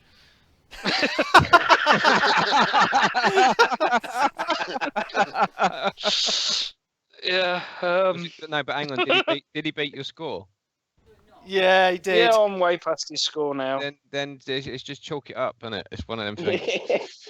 Yeah. It's worth it. You saying that though? I mean, I'm going to sound like a bastard now. When the 360 come out, obviously I wanted one, but I wanted to make sure I had everything with it. So I got a job in Curry's about 3 weeks before it was due to come out. They got their stock in. Obviously, I'm stocking the place up, so I know what they've got, and I paid for everything before it was ready to come out. And I've done the finance thing, so I could just get all the games as they come out. Done my deposit. The day that it come out, I picked my Xbox up after my shift, walked out the door, and I said, "Right, I'm not going to give you a week's notice because I'm just not going to come back. I've got my Xbox now. I don't need this job anymore." That's hilarious. I remember queuing up. I went to Tesco's because I pre-ordered an Xbox 360 online, and then my pre-order got cancelled because they didn't have enough stock. Like, they emailed me like a week before it came out saying, "Sorry, we can't fulfil your pre-order." That was on Play.com, if anyone remembers that website. Yeah, the old Rakuten. I used to And- love them. Tax dodgers, mate. Yeah, so I ended up going to Tesco's in Peterborough at midday, and I queued up from midday until it came out at midnight, and I was second in the queue. Do you And remember they only what got happened to 5 Gavin? Xboxes in. Do you not remember what happened to Gavin when he pre-ordered with Tesco's? I can't remember, mate. It was ages ago. He pre-ordered his Xbox with Tesco's. He went to his Tesco's to pick it up, but it weren't the right Tesco's that he pre-ordered it from. Apparently, it gets allocated to a certain store. And I think he said he was driving around Wales for about 4 hours, and he went to about 5 different Tesco's. And by the end of it, they said you could have just got it from any store. What? That's for a donk. I found it absolutely hilarious because we're all obviously sitting there playing. We've been playing for the best part of like 7-8 hours. He's all of a sudden jumped on. You've seen his gamer tag pop up, jump in the game. He sounds all chuffed to be there, and he's like, "Yeah, we've been here for ages. Shut up. Tell us your story tomorrow." I didn't have an issue getting my 360. It was, but then I didn't get it on launch. Because I got the bundle with Gears and Viva Pinata. Viva Pinata. Don't pretend you don't know how to say it. That was a great game. And the other one that come out, Party Animals. It was like Diddy Kong Racing had a love child with Mario Kart. It was awesome. I didn't keep it actually. I traded it straight back in again. You didn't keep Viva Pinata, but you want to play 7 Days to Die. Yeah. Yeah. Also on the 360, and Carl's put something in the chat about Shadowrun, and this is quite an interesting one actually, because the game. Oh, that was the first cross-play game, wasn't it? Yeah, it wasn't actually that good, but you could play against PC gamers, and I wish that Microsoft would do more of this, because obviously they want Windows 10 to be a unified platform across console and PC. Why don't they make more games cross-platform? Do you remember the Chivo on Shadowrun that was mouse versus keyboard Chivo? You had to have a team of Xbox players against a whole team of PC players to get that Chivo. Nice. What were we saying, Carl? Well, Gwent's going to be cross-play compatible. You can play PC versus Xbox and vice versa. Yeah, did you know that if you bought COD, the new Call of Duty on Origin, you can't actually play with Steam users and vice versa? That's so shit. It's a weird little fact I found out. They're going to have about 20 players online at a time then. Yeah, I think the audience is already a lot smaller on PC than console for the Call of Duties and such. Yeah. Anything else, guys? Any other memories? We're going to end it because we have been going for 2 hours and 20 minutes. Because I think we'll be here all night if we carry on with memories. Okay, perhaps we should have a memory section. During the war. Back in our day. Yeah, back in Battlefield 1, which came after Battlefield 4, which I've tried to explain to my children and I've given up. That's like the Xbox One, isn't it? I can understand why they called it the Xbox One, but it's so hard to explain to people what you mean when you talk about the old Xbox now. Did you see that? You have to say the original, don't you, normally? Yeah, well, the OG.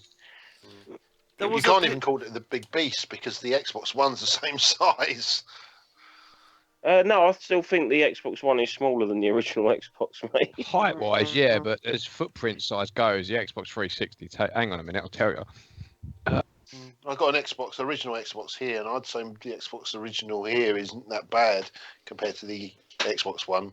I mean, I've got the old Xbox One, haven't I? Is it the decent one, or is it one of those weird ones? Because they did like a see-through green and a clear one. Yeah, they did loads of cool stuff, didn't they? Yeah, I've got a green one here somewhere. That's a Halo one. That was a special. They're special edition. They're quite rare. They are.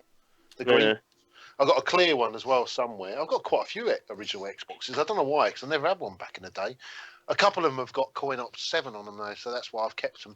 Oh, God, yeah, they were really moddable, weren't they? You could stick loads of emulators and stuff on them. All you needed was the Mech Assault disc, and you could put what you wanted on it. But lesson people, you can't walk away with a wired headset. Remember that. Yeah, Xbox 360 has a bigger footprint, but the Xbox OG has the height advantage. Yeah. Right, we're going to end it here, I think. Oh, everyone's always sad when I say we're going to end. Not the end of the world. It's always next week. I wonder how long it will take Elliot to edit. No Yeah, idea. finish it in a day. Cool. All right, Have to see what guys. other amusement will happen in the week that we're gone. Yeah. Because obviously, since we last recorded, we've now got a new American president. Yeah, we want to talk about politics on the podcast, mate. I want to get finished today, so. Well, we haven't got the big Wait when politics Colin people on, comes have we? No, we'll wait till Dan and Colin Get are Colin on. and Dan. Yeah, and then that'll be fun. Right. Anyway, we're going to end it here. Thank you everybody for coming on. It's been awesome. Thank you to everyone who's stayed on Twitch for the duration. It's a long haul. We've got 10 people left. I think we started off with a bit more than that, but people have been dropping out left, right, and I centre. think we peaked at about 25, 30. Yeah, and then people got bored. But anyway, thank everybody who stayed on, and we hope you continue to join us in the weeks to come. Every week we will be live streaming on Twitch. For those of you who are listening on the podcast and aren't on social media, it's twitch.tv/Mojo Interactive. All of these Twitch streams will also be archived on our YouTube channel. Just search for Mojo Interactive on YouTube, and we're on there. So yeah, thank you very much. So for me, Mark Webb, Gamertag, Pearson ID, Steam ID, Webby317. Sensei Switch. Number 1 Stuntmaster. 5 large fries. And Super Steve-O. And Pitbull Peeps. So thank you very much. Don't forget to visit the website mojo-interactive.net. Find us on Facebook, facebook.com/360gamercast. Twitter, you can find us at mojo_INT. Where else are we now? Twitch, I've just said, and on YouTube. Awesome Discord. times. I don't use that, mate. Tinder. We're still on it though. Well, I The tried to YouTube sign into channels. Discord the other day and it wouldn't find my username, so I think it's broken. Anyway, we're going to end. Thank you very much. We'll see you next week. Goodbye. Goodbye. Boy. Oi. Boy. Is that an ET?